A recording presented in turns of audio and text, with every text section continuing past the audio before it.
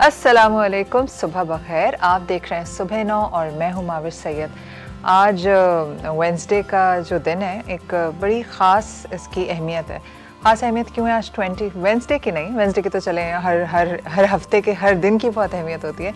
आज 29 नवंबर है और आज एक बहुत ही स्पेशल डे हम सेलिब्रेट कर रहे हैं। वो क्या है, उसमें हम क्या करने वाले हैं, वो आपको थोड़ी देर में बताऊंगी। लेकिन उससे पहले मुझे ना एक बड़ा इंटरेस्टिंग वाक़या अपनी ज़िंदगी से याद आया, मैंने सोचा आप लोगों से शेयर करूँ।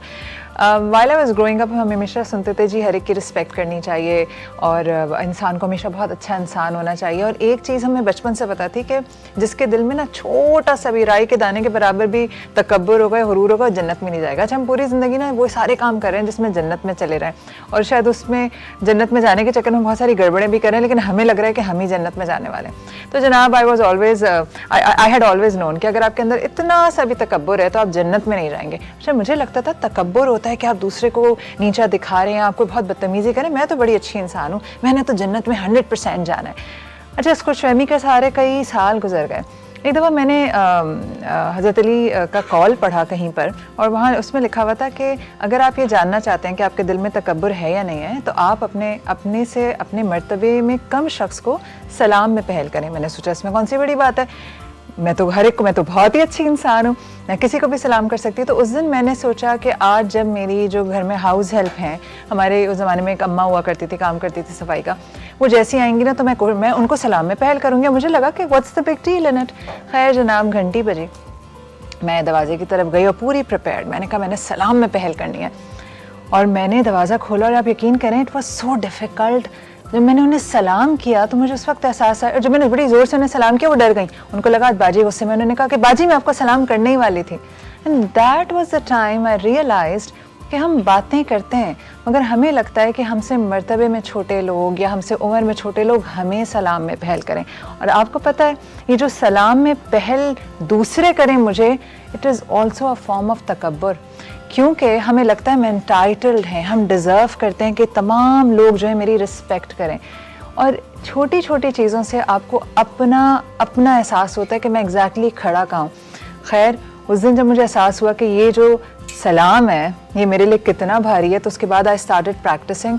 और फिर चाहे छोटा हो बड़ा हो, मर्तबा तो खैर मैं बहुत गलत लफ्ज़ है, लेकिन अगर कोई हाउस हेल्प है या कोई शख्स मेरे अंडर काम करता है ऑफिस में, तो I started saying hello first, सलाम first, just to train myself कि मुझे सबको इक्वल रिस्पेक्ट देनी है। पता है, हम ये गलती करते हैं, हम लोगों को कहते हैं, हम अपने बच्चों को ना रिस्पेक्ट देना सिखाते हैं, लेकिन हम शायद उस वक्त भूल जाते हैं कि बच्चे हमारे कहने से नहीं सीखते, हमें देखने से सीखते हैं। हमारा जो रवैया अपने ड्राइवर्स के साथ होता है, जो रवैया हमारे घरों में काम करने वालों के साथ होता है, या अगर कोई बॉस है उसका रवैया अपने सबऑर्डिनेट्स के साथ है, आपका बच्चा खामोशी से इस बात को एब्जॉर्ब कर रहा है और वो ये समझ रहा है कि रिस्पेक्ट सबका हक नहीं है।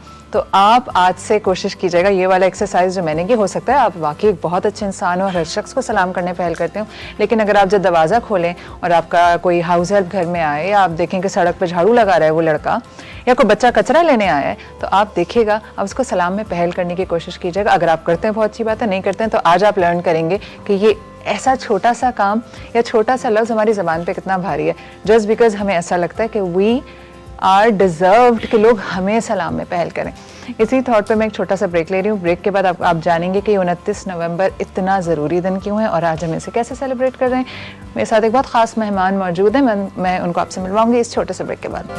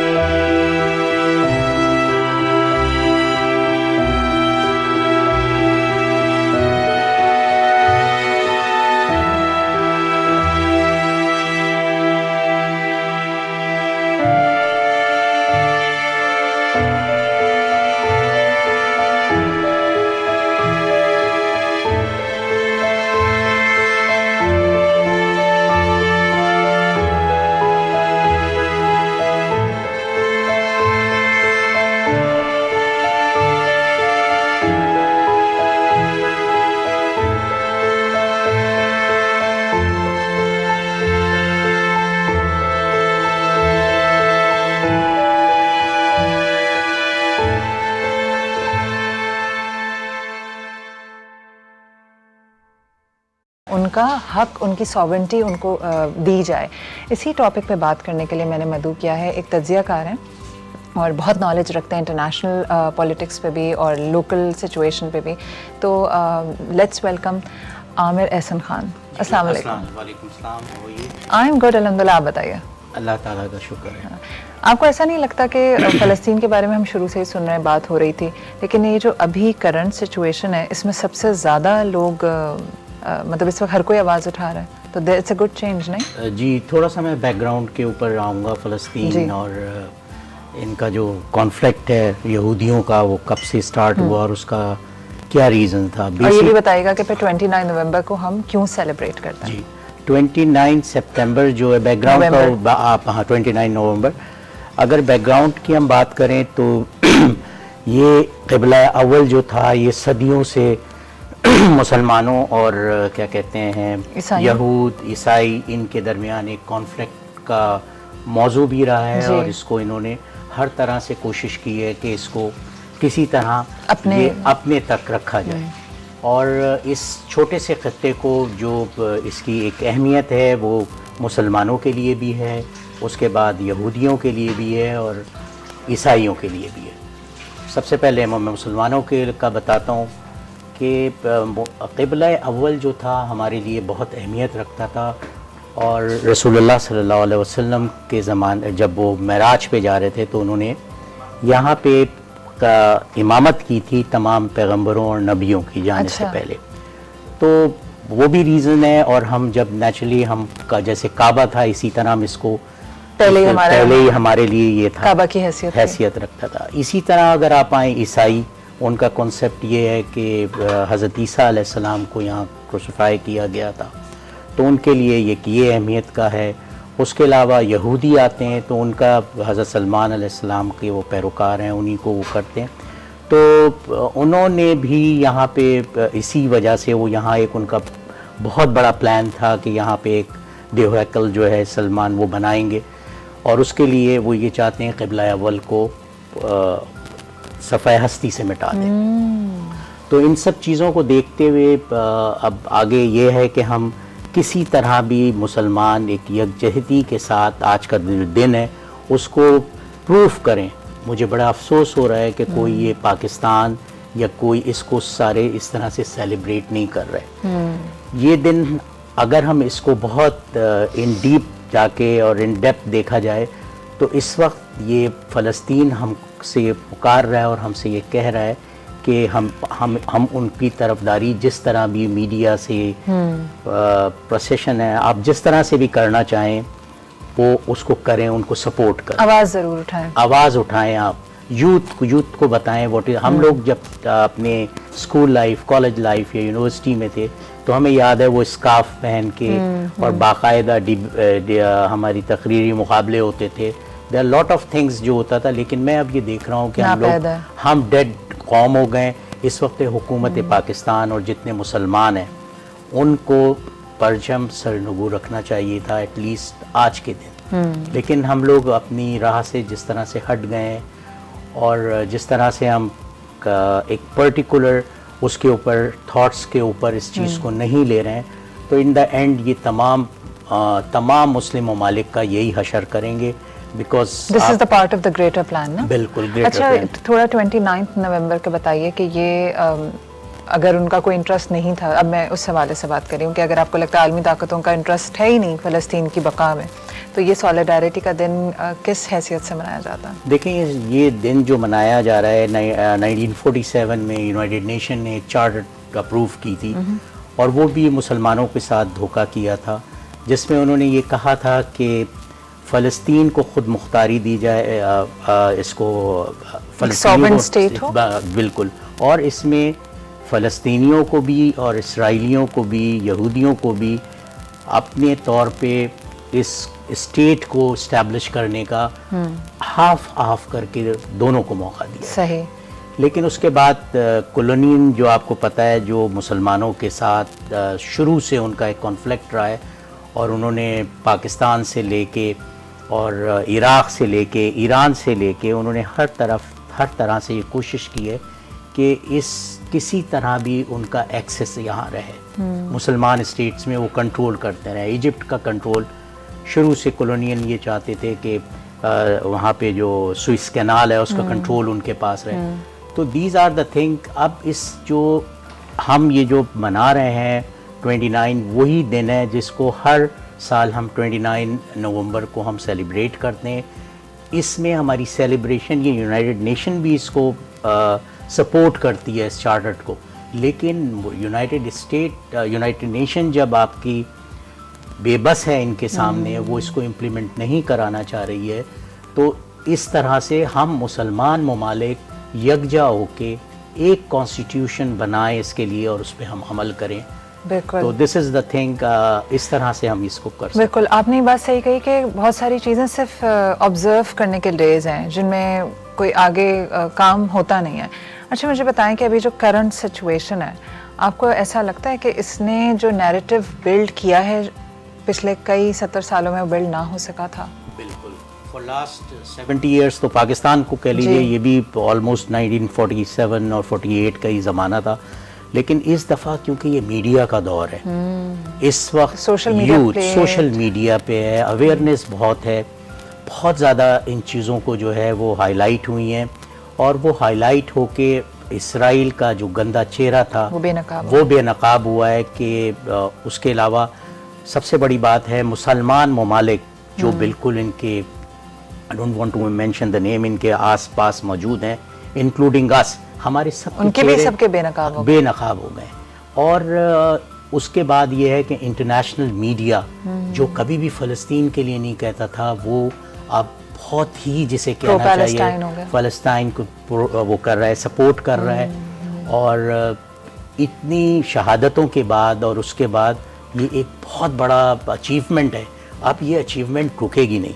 इस वक्त अगर ज़रा सा भी मुसलमान ममालिक सपोर्ट कर जाएं, आप देखिए वहाँ से अमेरिका से प्रेसिडेंट, स्टेट, आपके मिनिस्टर्स और ये वो सब वहाँ आए।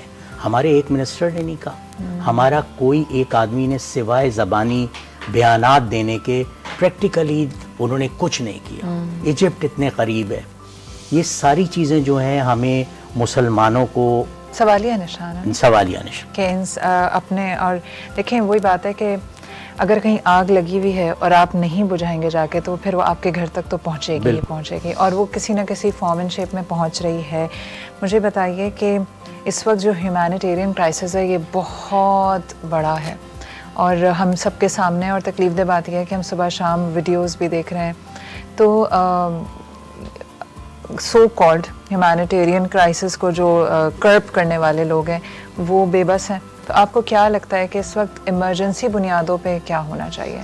क्या मीटिंग्स कॉल होनी चाहिए हमारे OIC की या कुछ? नहीं, देखें, OIC ने भी अपना रोल अदा करने की कोशिश की, लेकिन वो भी सिर्फ बातें हुई हैं। हमारे प्राइम मिनिस्टर और बाकी जो रिप्रेजेंटेटिव्स वहाँ गए, उन्होंने सिवाय इसके कि उस एतदाद किया और अपने एक रेजोल्यूशन पास किया जिसका कोई असर नहीं पड़ा। तो होना क्या चाहिए? Actually when you talk about humanitarian crisis, उसके अंदर देखें इस वक्त जो वहाँ पे हो रहा है, एजुकेशन बिल्कुल सिस्टम ख़त्म हो गया, यूटिलिटीज़, हेल्थ ख़त्म हो गई, इकोनॉमिक डाउनफॉल हो गया।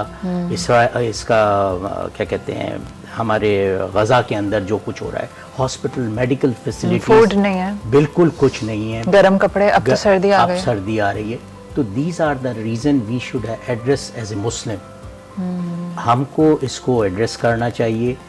आपको छोटा सा वाक़या बताऊं, टर्की के अंदर, टर्की के थ्रू लोगों ने बेइंतहा कोशिश कर रहे हैं, सिवाय टर्की के, और मेरा ख्याल है किसी ने इतना ओपनली बात नहीं की। तो हमें ये सारी ह्यूमैनिटेरियन क्राइसिस जो आ रहे हैं, उसमें बच्चों के लिए अब तो उनके पास दफनाने के लिए कफन नहीं है। जी, मैं देखा बेडशीट्स में और पर्दों में दफना रहे हैं। मुसलमान ममालिक, बादशाहों के और जो हमारे वज़ीर आज़म्स और लीडर्स हैं, उन सब के लिए बहुत बड़ा सवालिया निशान है। ये अपना टर्म पूरे करके चले जाएंगे, लेकिन उसके बाद यहूदियों की जो हिस्ट्री रही है, जिस तरह से इनको हिटलर ने मार के वहाँ से निकाला था, और उसने कहा था you can come to know कि मैं ये जो 10-15 या हज़ारों में छोड़ रहा हूँ, अगर मैं इनको मार दुनिया एक दफ़ा जानेगी, दुनिया। तो ये सारी पहचान कराती है इस इंसिडेंट ने। फिर आप देखिए वहाँ पे इनका अमेरिकन सपोर्ट, कॉलोनियल सपोर्ट, ये सारी सपोर्ट थी, उसके बाद इनका फेलियर हो गया। इनका कंप्लीट जो इनकी जो सिक्योरिटी फेलियर था, अब ये कभी भी चैन सुकून से नहीं रह सकेंगे। ये इस खौफ में होंगे कि कब ये सिस्टम को तोड़ के और ये हमारे ऊपर अटैम्प्ट करें। लेकिन कहते हैं कि जो शख्स खौफजदा होता है वो ज़्यादा ख़तरनाक भी हो जाता है, तो आपको ऐसा नहीं लगता कि ये वॉर एस्केलेट होगी और दूसरी जिनकी खामोशी उनके लिए तबाही साबित होगी? देखें, ये खामोशी, मुसलमान खामोश हैं इसमें। यहूदी जो उन्होंने अपना प्रेडिक्ट किया था ग्रेटर इसराइल का, वो ख्वाब पूरा कर रहे हैं। हाँ।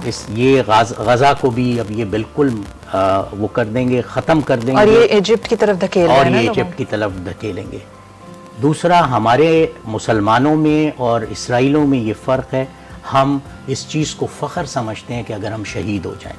जो अब हमारे अंदर से ये चीज़ ख़त्म होती जा रही है वक्त के साथ। हम लोग कॉन्फ्लिक्ट ऑफ इंटरेस्ट के लिए अपना ज़मीर, अपनी जो इज़्ज़त थी, हम भूल गए कि किस तरह रसूलुल्लाह सल्लल्लाहु अलैहि वसल्लम ने, खालिद बिन वलीद ने और टर्की के जो हमारे बादशाह गुजरे हैं, उन्होंने किस तरह से एक छोटे से फोर्स होकर पूरी दुनिया के ऊपर कब्जा किया, तो ईमान के साथ। और मुझे बड़े अफसोस के साथ कहना पड़ता है कि 7th लार्जेस्ट आर्मी रखते हैं हम 7th लार्जेस्ट आर्मी करते हैं, वी आर एटॉमिक पावर, उसके बावजूद हम कुछ नहीं कर सकते सिवाय बयानात देने के।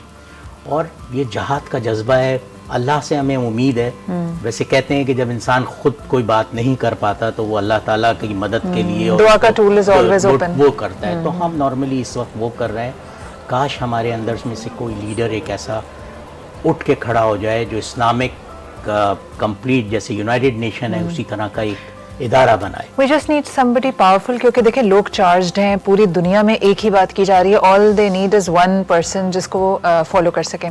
Towards the end इसको हम अगर इस कॉन्वर्सेशन को हम कंक्लूड करते हैं, तो आप ये बताइए कि सेलिब्रेट ऑब्जर्विंग सच डेज, इनकी कोई क्या अहमियत है और इनके क्या फ़वायद होते हैं फ्यूचर में?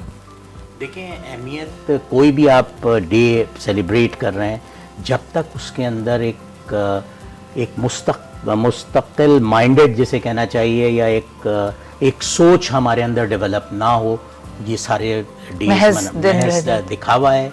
बात कर सकते हैं हम, आगे बढ़ना हमारे लिए बड़ा मुश्किल हो जाएगा। ड्राइंग रूम में बैठ के बातें करना आसान है, बिल्कुल स्टेप किसी न किसी को लेना चाहिए। और इन माय ओपिनियन इस वक्त टर्की जो है वो इस वक्त मोस्ट पावरफुल कंट्री है, जो ओपनली सबको चैलेंज कर रहा है। ईरान है, मुझे तो हैरत है, ईरान ने भी इसमें कोई, उन्होंने हर तरफ से ये बयानात देते रहे कि हम अगर अब होगा तो हम ये कर देंगे, लेकिन मुझे तो यही सैडली मुझे लगता है कि at the end of the day सब लोग अपने इंटरेस्ट का ज़्यादा ख्याल रख रहे हैं, जो एहसास नहीं है कि बहुत ही वक्ती है, कल कोई बात है आग आपके घर तक आई। लेकिन आज मैं खबर पढ़ी थी कि CIA का कोई पुराना ऑफिशियल था जिसने अपनी DP प्रो पैलेस्टाइन फेसबुक पे लगाई, which is a big thing. आप अमेरिकन CIA में काम करते हैं और आप पैलेस्टीनियन फ्लैग अपनी DP पे लगाएं, तो ये फ़र्क तो आ रहा है।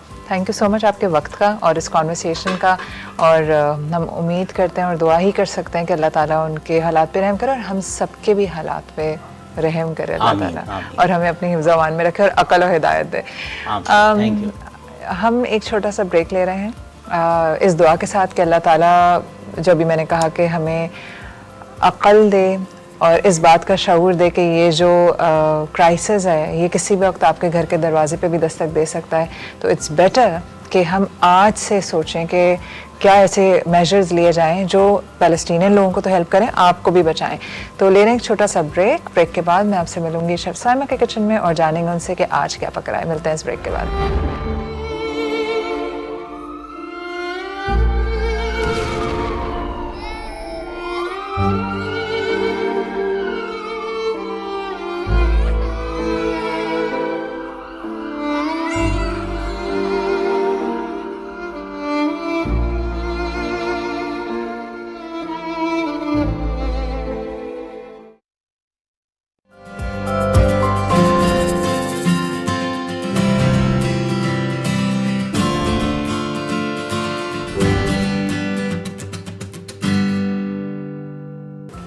Welcome back after the break. मैं मौजूद हूँ शेफ साइमा के किचन में और आज जानते हैं कि क्या बन रहा है। अस्सलाम वालेकुम। वालेकुम अस्सलाम, क्या हाल चाल है?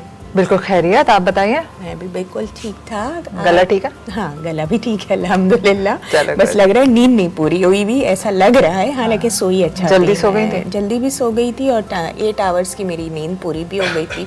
जो कभी कभी होता है कि recommended बहुत लंबा सो के भी वो लगता है कि हम नींद में हाँ, है ना। थोड़ा सा बूस्ट नहीं हुई भी इस वक्त हाँ, एनर्जी, बट हो जाएगी। आज आप लोगों को जो स्लीप पे भी पकाना किसी दिन प्रोग्राम करता है। इंशाल्लाह बिल्कुल। अच्छा, उस प्रोग्राम करने के बाद हम सोएंगे थोड़ी, बस नॉलेज सारी हो जाएगी। ऐसा नहीं हो कि आप प्रोग्राम करते करते सो जाएं। नहीं, वैसे मुझे नींद कम आती है। अच्छा। हाँ, रात को ही आती है बस। नहीं, क्या बन रहा है? मुझे बड़ा कुछ आज- हाँ, यही चीख मैं चीख के बताने कोशिश जा कर रही रही हूँ मैं हूँ। आज क्या बन रहा हूँ, है ना। बूस्ट एनर्जी करने के लिए जो है ना, आज मैं सर्दियों की सौगात सिखाने जा रही हूँ। हलवा, वो भी गाजर का हलवा। तो गाजर के हलवे की रेसिपी देंगे, अभी आपको इंग्रेडिएंट्स वगैरह बताएंगे, फिर इसके बारे में कुछ खसूसियात भी हैं, वो भी हम बाद में डिस्कस करेंगे। हम पहले इंग्रेडिएंट्स की चलते हैं। देखें, यहाँ पे मैंने जो है तकरीबन 1.5 किलो गाजर है, इसको मैंने कद्दूकश कर लिया है। 1.5 किलो गाजर को लेके कद्दूकश कर लिया था। इसमें मैं तकरीबन 1/4 कप से लेके ½ कप के बराबर चीनी डालूंगी। अच्छा, चीनी का इस्तेमाल आप अपनी गाजरों की मिठास से के हिसाब से करें। अगर आपकी गाजर बहुत मीठी है तो आप 1/4 कप चीनी डालें 1 किलो से 1.25 किलो तक की गाजरों में, और वरना आप 1.5 कप डाल सकते हैं अगर गाजरें मीठी नहीं हैं। अब चीनी तो वो चीज़ है जो बाद में आप बढ़ा भी सकते हैं। बढ़ा सकते हैं जी, लेकिन मैं आज ज़रा सा लोअर साइड पे ही रखूंगी चीनी को, क्योंकि रिक्वेस्ट थी। किसने? ओहो, अच्छा, रिक्वेस्ट थी, ठीक है। अच्छा, उसके बाद इसमें अच्छा, मैं मिर्च कम करा रही होती हूँ तब तो तुम्हें एहसास इतना नहीं होता जितनी रिक्वेस्ट है मीठी। आप बैठ के सामने से इशारा कर दीजिएगा कि थोड़ी सी मिर्चें कम रखना, रिमाइंडर आ जाता है। अच्छा, एक कप के बराबर मैं इसमें देसी घी या नॉर्मल घी का इस्तेमाल करेंगे। ऑयल में हम नहीं बनाएंगे। हलवा जात जो कि हलवाई की दुकान पे बनते हैं, क्योंकि आज हम इसको बिल्कुल हलवाई ही की तरह एक टेस्ट देने जा रहे हैं, तो देसी घी का इस्तेमाल करें। और अगर कोई बहुत ज़्यादा हेल्थ कॉन्शियस है तो आप इसको ऑयल में बना सकते हैं। लेकिन desi ghee is good for health. Yes, but बहुत सारे लोगों को ये लगता है कि देसी घी जो है वो हेल्थ के लिए अच्छा नहीं है। तो जिनको लग रहा है उनको मैं बता रही हूँ desi ghee is good for जी, हेल्थ। तो देसी घी का इस्तेमाल करें बिल्कुल। और इसमें बहुत कम इंग्रेडिएंट्स हैं। कुछ मैंने मिक्स नट्स ले लिए हैं, आप अपनी चॉइस के हिसाब से ले लीजिए जितने नट्स आप डालना चाह रहे हैं। 1 कप भर के डाल दीजिए। जितने ज़्यादा नट्स हलवे में पड़ते हैं, स्पेशली गाजर के हलवे में, उसका मज़ा दोबाला हो जाता है। यहाँ मैंने सारे मिक्स नट्स ले लिए थे, कुछ शामिल करके समझिए 200 ग्राम होंगे, ठीक है। उनको मैंने काट लिया है बारीक बारीक। फिर मैं इसमें तकरीबन 600 ग्राम के बराबर हलवे का खोए का इस्तेमाल करूंगी जी। ये 600 ग्राम खोया है। 1.5 किलो गाजर के लिए मैंने 600 ग्राम खोया लिया है। हाफ क्वांटिटी ले लीजिए जी माविश, इसलिए कि हम इसमें जो है ना बहुत ज़्यादा दूध या, क्योंकि हलवा भी जो गाजर का हलवा होता है थोड़ा सा घर में जो हलवे जात बनाए जाते हैं उससे ज़रा सा मुख्तलिफ होता है जो बाज़ार में मिलते हैं, जो हलवाई बनाते हैं। हम गाजर के हलवे के भी 2-3 तरीके हैं, वो हम फिर कभी और डिस्कस कर लेंगे या आज ही मैं बता दूंगी अगर टाइम होगा। अच्छा, मैं इसमें मिल्क पाउडर का इस्तेमाल करना चाह रही थी, लेकिन मुझे लोकल ब्रांड में कोई भी अच्छा इस वक्त अवेलेबल नहीं था मिल्क पाउडर, तो मैंने इसमें नॉर्मल दूध जो हम चाय वगैरह में यूज़ करते हैं वो मैंने तकरीबन 1 कप ले लिया है। नॉर्मल दूध, पाउडर मिल्क नहीं लिया मैंने, बल्कि नॉर्मल दूध लिया है। आपको जो भी पाउडर मिल्क आपके पास अवेलेबल हो वो आप अपने घर में रेसिपी के मुताबिक उसको इस्तेमाल करें। रेसिपी कार्ड पे अपने पाउडर मिल्क का मैंने जिक्र किया है, लेकिन चूंकि बहुत सारी जो बाहर की वो ब्रांड्स हैं उनका बॉयकआउट हुआ हुआ था और मुझे लोकल में अच्छा अवेलेबल नहीं था, तो फिर मैंने इसको लिक्विड मिल्क से ऑल्टरनेट वही मैंने कर दिया, ठीक है। तो अच्छा, इसका प्रोसीजर ये होगा कि मैं गाजरों को अभी शुरू नहीं करेंगे, मैं सिर्फ एक्सप्लेन कर देती हूँ माविश, फिर इसको बताते हैं आगे।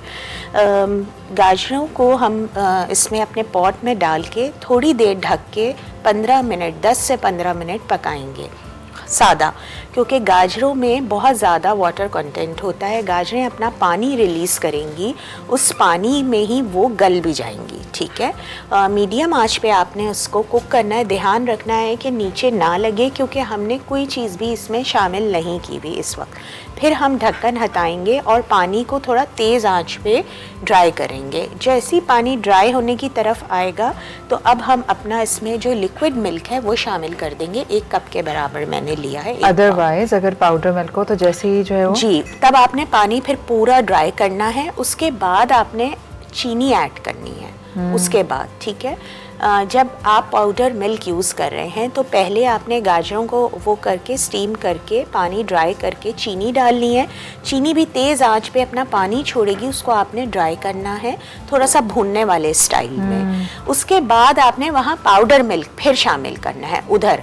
यहाँ पे हम क्या कर रहे हैं, यहाँ पे हम जैसे ही पानी ड्राई हुआ लिक्विड मिल्क पहले शामिल कर रहे हैं। एक स्टेप हमने पहले ले लिया है, ठीक है, लिक्विड मिल्क की वजह से, क्योंकि लिक्विड मिल्क का भी हमें पानी इवेपोरेट करना होगा ना आवेश। तो पानी हमने लिक्विड मिल्क डाला और उसको भी हमने तेज आंच पे गाजरों को बिल्कुल ड्राई कर लिया, ड्राई कर रहे हैं, ठीक है। और इसी ड्राई करने में ही अभी हमारा दूध भी पक रहा है, गाजरें भी उसी में पक रही हैं। हमने अपनी चीनी शामिल कर देनी है।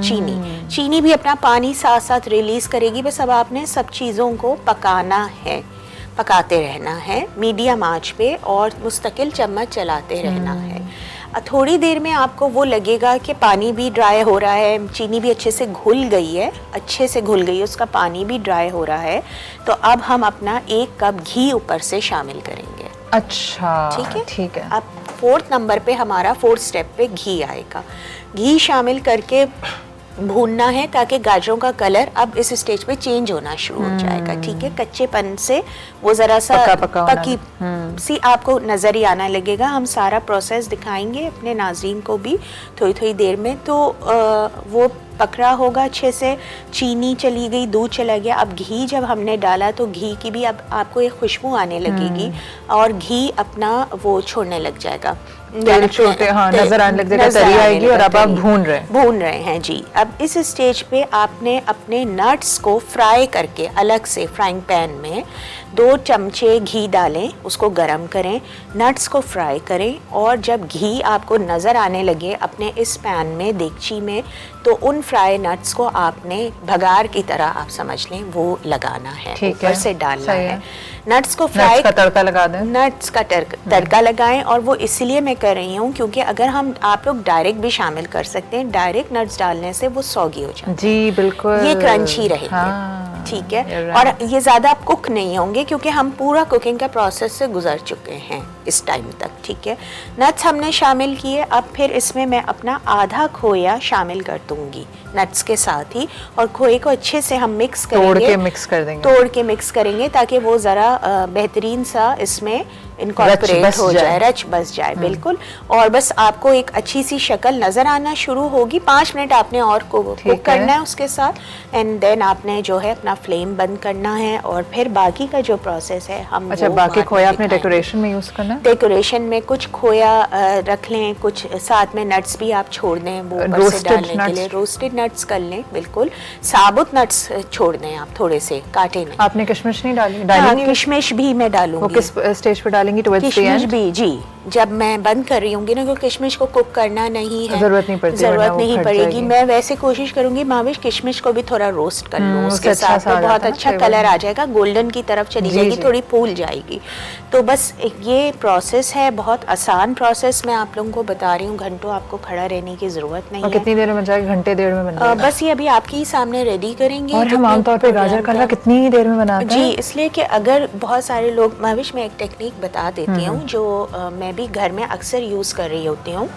वो थोड़ा सा आसान तो नहीं है, उसमें थोड़ा टाइम ज़्यादा लगता है। आप ये करें कि गाजरों को डाल के, अच्छा मैंने एक बात और बता दूं, इलायची भी मैं डालूंगी जिस वक्त मैं घी डाल रही होंगी, घी के साथ इलायची पाउडर आप डाल दें या साबुत इलायची ऐसी डाल दीजिए, तोड़ के मत डालिएगा, वरना वो फिर उसका मुंह में आता है हाँ, बीज, तो तो फिर कड़वाहट आप होती है। परेशान होते हैं जी। और पाउडर डाल दें तो बहुत अच्छी बात पाउडर है, आसान है ताकि लोगों पाउडर को छिड़क दें जी। हाँ, वरना लोग फिर आपसे चिढ़ते हैं जब मुंह में। बिल्कुल, वो घी में अच्छा, और हमारे घर में तो ना जो चिड़ा होता है ना उसी के पास चली जाती है, मसला ये। और मैं सारा वक्त सुनती रहती हूँ कि भाई अम्मा ने सारी चीज़ें मेरी प्लेट में डाल दी, व्हाट्सएप पे पिक्चर्स आना शुरू हो जाती हैं घर में ही। अच्छा, मैं आपको ये बता रही थी कि घी के बाद ही आप इलायची डाल दें, उससे पहले डालने की ज़रूरत नहीं है। दूसरी टेक्निक मैं ये बताना चाहूँगी कि आप लोग जब घर में अगर बना रहे हैं और आपके पास मिल्क पाउडर नहीं अवेलेबल है, या आप थोड़ा सा प्रोसेस दूसरे से करें, इसको भी आप ट्राई कीजिएगा, तो आप ये करें कि सेम आप वो फॉलो करें, लेकिन उसमें दूध की मिकदार बढ़ानी होगी। और हमने करना ये होगा कि गाजर का पानी सुखाना नहीं है, गाजरों के साथ दूध डालकर, ज़्यादा दूध डाल के, जितनी गाजरें हैं, गाजरें भीगी रहें आपके, उतनी ही दूध डालकर आपने गाजरों को दूध में पकाना है। This is how I make. जी, मैं भी घर में ज़्यादातर ऐसे बना रही होती हूँ, लेकिन रिक्वेस्ट हमारे पास थी वो बाहर जो मिलता है हलवाई वाली। आज अच्छा है अभी, क्योंकि इतना झटपट भी तैयार हो जाएगा जरूर। तो आज हम ट्राई करके बताएंगे कि ये कैसा बना, कामयाब है ये तरकीब या हमारी वाली ठीक है। नहीं नहीं, ये भी बिल्कुल इंशाल्लाह कामयाब। शुरू करें, मैं ब्रेक लेती हूँ, ब्रेक के बाद ब्रेक लीजिए। ये जो गाजरों के हलवे खा खा के हम मोटे हो जाते हैं ना, तो उसको कैसे कंट्रोल किया जाए वो आपको ब्रेक के बाद पता चलेगा। तो मैं आपसे अब छोटे सा ब्रेक ले रही हूँ, और ब्रेक के बाद मैं आप एक डॉक्टर साहब को इनवाइट किया हमने बात करने के लिए बहुत ही इंपॉर्टेंट टॉपिक पर। आपको लगता होगा माविश हर टॉपिक को कहती है बहुत ही इंपॉर्टेंट टॉपिक है, रियलिटी है, होती है, हर चीज़ बहुत इंपॉर्टेंट है अगर हम समझें तो मिलते हैं छोटे से ब्रेक के बाद, आपने कहीं नहीं जाना है।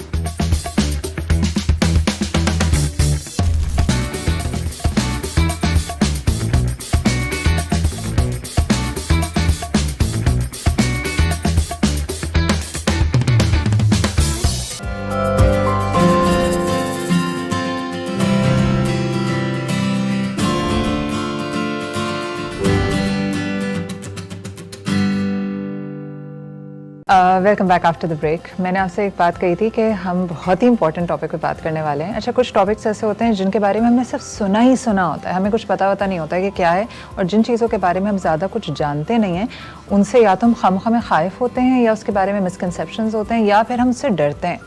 तो इसी तरह का एक टॉपिक है जो हम बड़ा सुनते हैं कि जी फ़लाँ ना बहुत मोटा था, फिर उसने पेट की कोई सर्जरी करा ली, इतना दुबला हो गया। ये जो मॉडल है ना, इसके 3-4 बच्चे हैं, लेकिन देखो कितना फ्लैट इसका टमी है, ये पता नहीं कौन कौन सी सर्जरीज करवाती हैं। हम इस तरह की बातें सुनते हैं, बड़े नेगेटिव लाइट में उनको ले रहे होते हैं।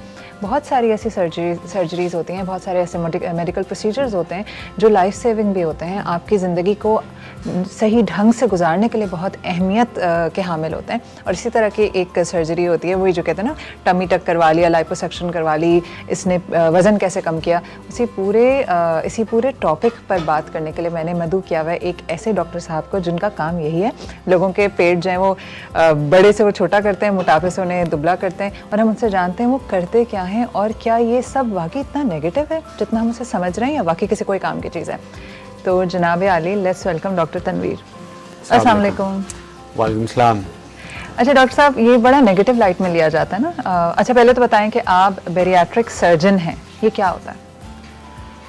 बेरियाट्रिक सर्जरी जो है वो सर्जरी की एक फील्ड है जिसके अंदर मोटापे का, ओबेसिटी का और उससे रिलेटेड जो बीमारियां हैं, diabetes, blood pressure, infertility, PCO, इन चीज़ों का इलाज किया जाता है। तो उसको बेरियाट्रिक सर्जरी भी कहते हैं, उसको मेटाबॉलिक सर्जरी भी कहते हैं, और आम अंग्रेज़ी ज़बान में उसे वेट लॉस सर्जरी कहते हैं। सही। और इसमें मुख्तलिफ़ किस्म के टेक्निक्स और प्रोसीजर्स इस्तेमाल होते होंगे ना? देखिए, की होल या लेप्रोस्कोपिक सर्जरी होती है, और लोग इसको एक गलत काम से यानी लेज़र सर्जरी भी कहते हैं, जबकि लेज़र सर्जरी नहीं है, जिसमें पेट के ऊपर कुछ छोटे छोटे इंसिजन लगाए जाते हैं 0.5 सेंटीमीटर के या 1 सेंटीमीटर के, जिससे आप पेट के अंदर कोई भी ऑपरेशन कर सकते हैं। इसको लेप्रोस्कोपिक सर्जरी कहते हैं। जैसे उससे पित्ते की पथरी का ऑपरेशन होता है, आंतों के कैंसर का होता है, ओवरीज़ या गायनी के जो मसाइल होते हैं उनका ऑपरेशन भी अब ऐसे ही होता है। उसी तरीके से आप ऑपरेशन करते हैं, और आप जो है वो मैदे को छोटा कर देते हैं, या मैदे के ऊपर या आंतों के ऊपर कोई ऑपरेशन ऐसा करते हैं जिसकी वजह से वज़न भी कम हो जाता है और ये बीमारियां भी सही हो जाती हैं। अब उसके अंदर जो मुख्तलिफ ऑपरेशंस हैं उनके मुख्तलिफ नाम हैं। तो हम मरीज़ को देखते हैं कि उसका वज़न कितना ज़्यादा है, उसकी उम्र क्या है, उसके खाने पीने की आदत क्या है, और उसके बाद फिर मरीज़ के साथ मिल के तय करते हैं कि हमें कौन सा ऑपरेशन इस मरीज़ के लिए मुनासिब है। अच्छा, अब हम बात कर रहे थे जैसे ओबेसिटी या मोटापा, क्या ज़रूरी है कि ये खाने पीने की वजह से ही डेवलप हो या कोई और भी अंडरलाइंग इश्यूज होता है या जेनेटिक होता है? देखिए, पहले तो ये कि मोटापा है क्या। मोटापा एक बीमारी है, जिस तरह अच्छा। डायबिटीज़ है, जिस तरह ब्लड प्रेशर है, जिस तरह कोई भी बीमारी है, उसी तरह मोटापा एक बीमारी है। सही। वो कि सोसाइटी इसको इस तरह नहीं समझती। जिस तरह कोई बीमारी में मरीज़ का कोई कसूर नहीं होता, इसी तरह मोटापे में भी मरीज़ का कोई कसूर नहीं होता। और इसमें होता ये है कि एक इजाफ़ी, गैर ज़रूरी और नुकसानदेह चर्बी जिस्म में जमा हो जाती है। जल्द के नीचे भी जमा होती है, और जिस्म में जो ऑर्गन्स होते हैं जैसे जिगर है, आंतें हैं, खून की नालियाँ हैं, उनके अंदर भी फ़ैट जमा हो जाती है, जो बीमारी लेकर आती है। और मेन नुकसान ये है कि इंसान की उम्र 5 से 20 साल, डिपेंडिंग मोटापा कितना है, कम हो जाती है। तो इसको तो कहते हैं मोटापा। इसकी अच्छा, नज़र भी उतनी ज़्यादा आती है और कम वैसे हो जाती है, मतलब मोटापा इंसान को ज़्यादा एज का दिखाता है ना। अक्सर लोग होते हैं जब दुबले होते हैं तो कोई और ही पर्सनालिटी अंदर आप से बहुत निकलती है। यंग हो जाते हैं, जब वज़न कम होता है तो आप बहुत यंग फील करते हैं, महसूस करते हैं, और मेडिकली भी आप यंग हो जाते हैं। तो हर लिहाज से फ़ायदा ही है। जो आपने पूछा इसकी वजह क्या है, पहली बात तो ये कि ज़्यादातर लोग जिन्हें मोटापा होता है वो आम लोगों से कम खाना खाते हैं। और जब से मोबाइल का दौर आया है तो लोगों को हर तरह की डाइट का पता चल जाता है मोबाइल फ़ोन से। तो जितनी भी डिफरेंट डाइट्स हैं लोग वो कर रहे होते हैं। तो ये जो कंसेप्ट है कि जितना ज़्यादा खाओगे उतना ही मोटे होगे, ऐसा नहीं है। आप बहुत सारे लोगों को जानती होंगी, क्योंकि आप बहुत लोगों से मिलती हैं, कि जो बहुत ज़्यादा खाते हैं मगर उनका मेटाबॉलिज्म अच्छा होता है, वो बिल्कुल पतले दुबले होते जी हैं। जी बिल्कुल। और बहुत सारे लोग ऐसे हैं जो खाने को देखते हैं और वज़न बढ़ और वो जाता कहते हैं मुझे पानी भी तेल बन के लगता है। हाँ, ठीक है। तो दूसरी रीज़न जेनेटिक भी है। बहुत सारी फैमिलीज़ में आप देखें सबका वज़न ज़्यादा होता है, जी। ठीक है। तो वो तो बच्चे पैदा होने से पहले बीमारी लेके पैदा होते हैं। ये तो जेनेटिक म्यूटेशन हुई है मोटापा में। म्यूटेशन नहीं है, जैसे जेनेटिक के अंदर जैसे डायबिटीज़ आपकी जीन्स से। जेनेटिक का मतलब आप आसान लोगों की समझ के लिए है कि जो विरासत में आपको एक मौरूसी बीमारी मिलती है। हाँ। अगर मेरे अम्मा अब्बा के बालों का रंग काला है तो मेरा भी होगा। मैं इस तरह से पूछी थी, जैसे डायबिटीज़ कहते हैं ना, ऑटो इम्यून डिसऑर्डर है, ऑटो इम्यून डायबिटीज़ आपकी बॉडी, तो इसमें क्या ऑटो इम्यूनिटी है या मोटापे की जब हम बात करें?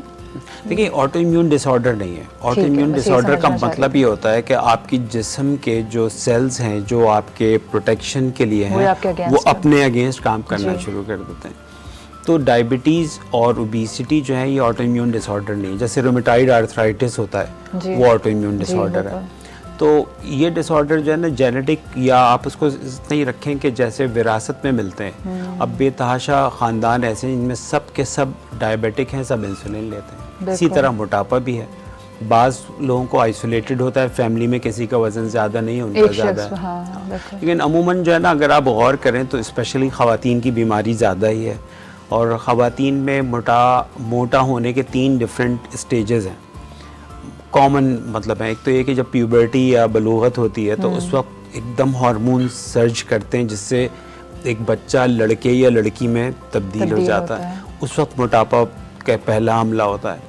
उसके बाद ख़वातीन में जब बच्चे हो गए 2-3 जितने भी, उसके बाद वक्फा हुआ तो फिर वज़न बढ़ना शुरू हो जाता है, वो भी हार्मोन्स की चेंज हो गई। अच्छा। और तीसरा हमला उस वक्त होता है कि जब ख़वातीन को मीनोपॉज होता है, या क्या कहते हैं, माहवारी बंद हो रही है 50 के आसपास।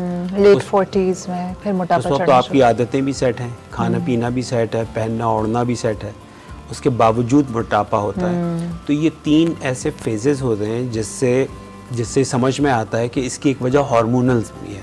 हार्मोन्स सही। ऊपर नीचे होने से मोटापा होता है।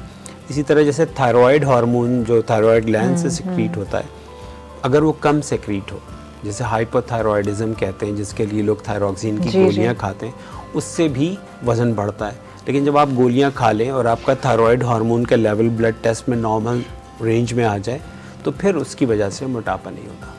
तो इसकी अगर कंक्लूड करें तो जेनेटिक रीज़न भी है, मुख्तलिफ दवाएं हैं, जैसे डिप्रेशन की दवाएं हैं, उनसे वज़न बढ़ता है, ठीक है, एनवायरमेंटल भी है, खाने पीने की फरावानी है, ठीक है, और हर सेडेंटरी लाइफस्टाइल हो गया, अब sedentary हिल ही नहीं रहे बिस्तर lifestyle से। है, ओवर ईटिंग है, गलत वक्त पे खाना है, ठीक है, खाना खा के फ़ौरन लेट जाना है, एक्सरसाइज की कमी है, जो लाइफस्टाइल आज का है।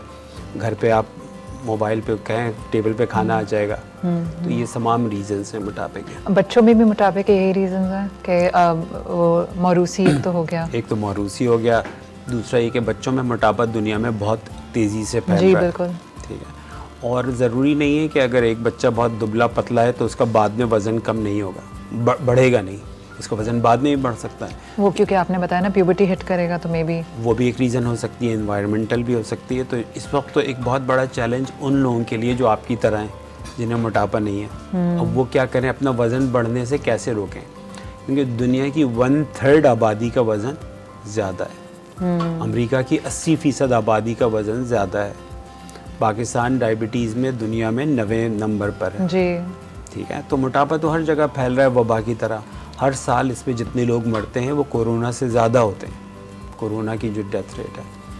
और फिर इसके साथ डायबिटीज़ भी पाकिस्तान का बहुत बड़ा मसला है। Blood pressure. हर चौथा पाकिस्तानी डायबिटिक है।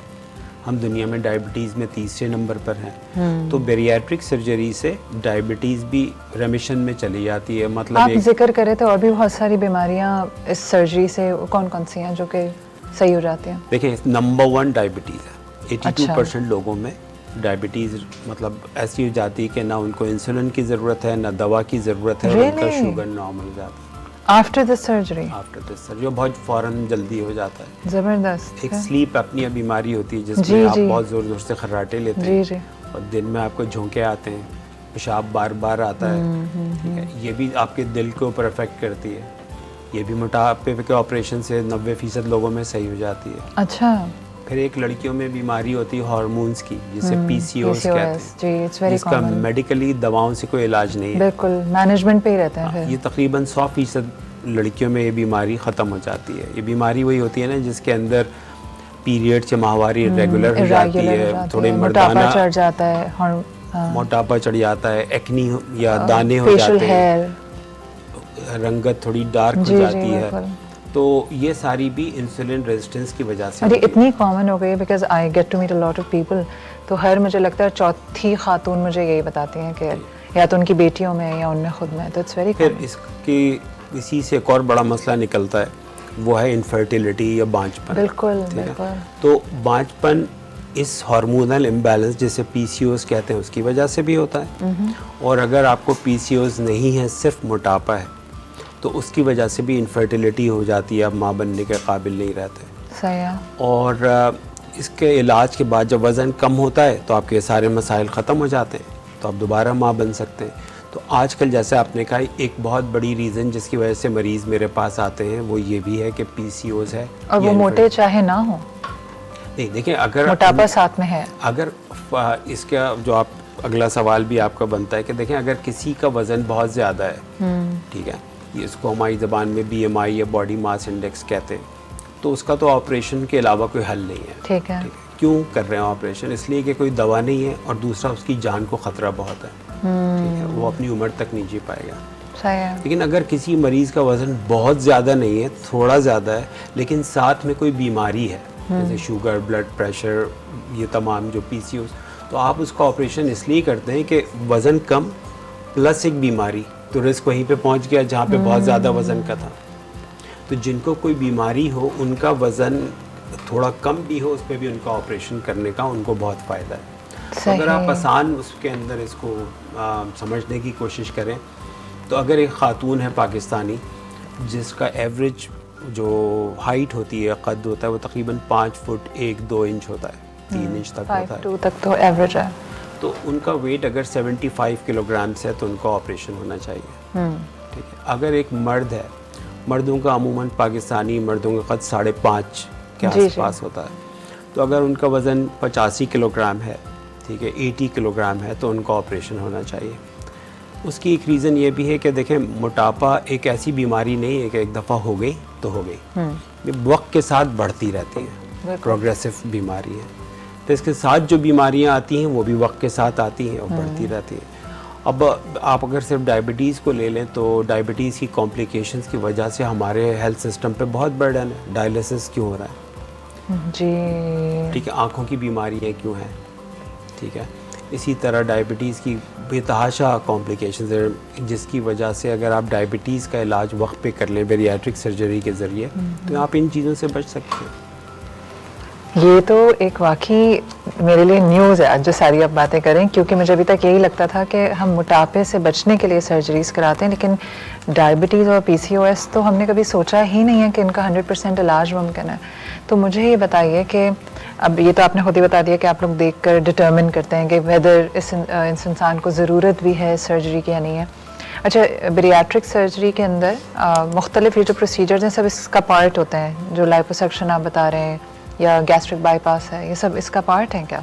नहीं, देखें, दो सवाल हो गए और इम्पॉर्टेंट है। बारी बारी जवाब दे रहे हैं। अगर आप गूगल पे जाएं और वहाँ जाके अपना कद और अपना वज़न डाल दें, ठीक है, आपको खुद पता चल जाएगा कि आपको बेरियाट्रिक सर्जरी की ज़रूरत है या नहीं। अब वो किस तरह डिटर्मिन होगा? उसके अंदर बॉडी मास इंडेक्स कैलकुलेटर होता है, उसमें आपने हाइट डाली वेट डाला, अगर आपका BMI 30 से ज़्यादा है तो आपको सर्जरी की ज़रूरत है। अगर आपका BMI 30 से कम है, बॉडी मास 30, हाँ, उससे कम है लेकिन कोई बीमारी है तब आपको सर्जरी की ज़रूरत है। तो ये तो आपका पहला सवाल था। दूसरा सवाल आपका थोड़ा ख़तरनाक है, वो इसलिए कि देखें लाइपोसक्शन का ओबेसिटी से कोई ताल्लुक़ नहीं है। अच्छा, और जो टमी टक होता है उसका भी ओबेसिटी से कोई ताल्लुक़ नहीं है। टमी टक क्या होता है? देखें, बहुत हम कॉमनली सुनते हैं ना कि उन्होंने टमी टक कराया, फ्लैट टमी, फ्लैट हो गई उनकी, वो क्या है? देखिए, लाइपोसक्शन का मतलब ये होता है कि आप जिल्द के नीचे से सक करके वैक्यूम के ज़रिए कुछ फ़ैट निकाल लें। ठीक है। ये एक बॉडी कंटूरिंग प्रोसीजर है। और आप बॉडी में कहीं से भी वो निकलवा सकते हैं? जनरली स्किन के नीचे से निकाल, मतलब अगर हिप्स आपको लग रहे हैं कि वहाँ ठीक है, आपने जिल्द कहीं के से भी नीचे, लेकिन सक पेट कर के लिया। अंदर से नहीं निकाल सकते।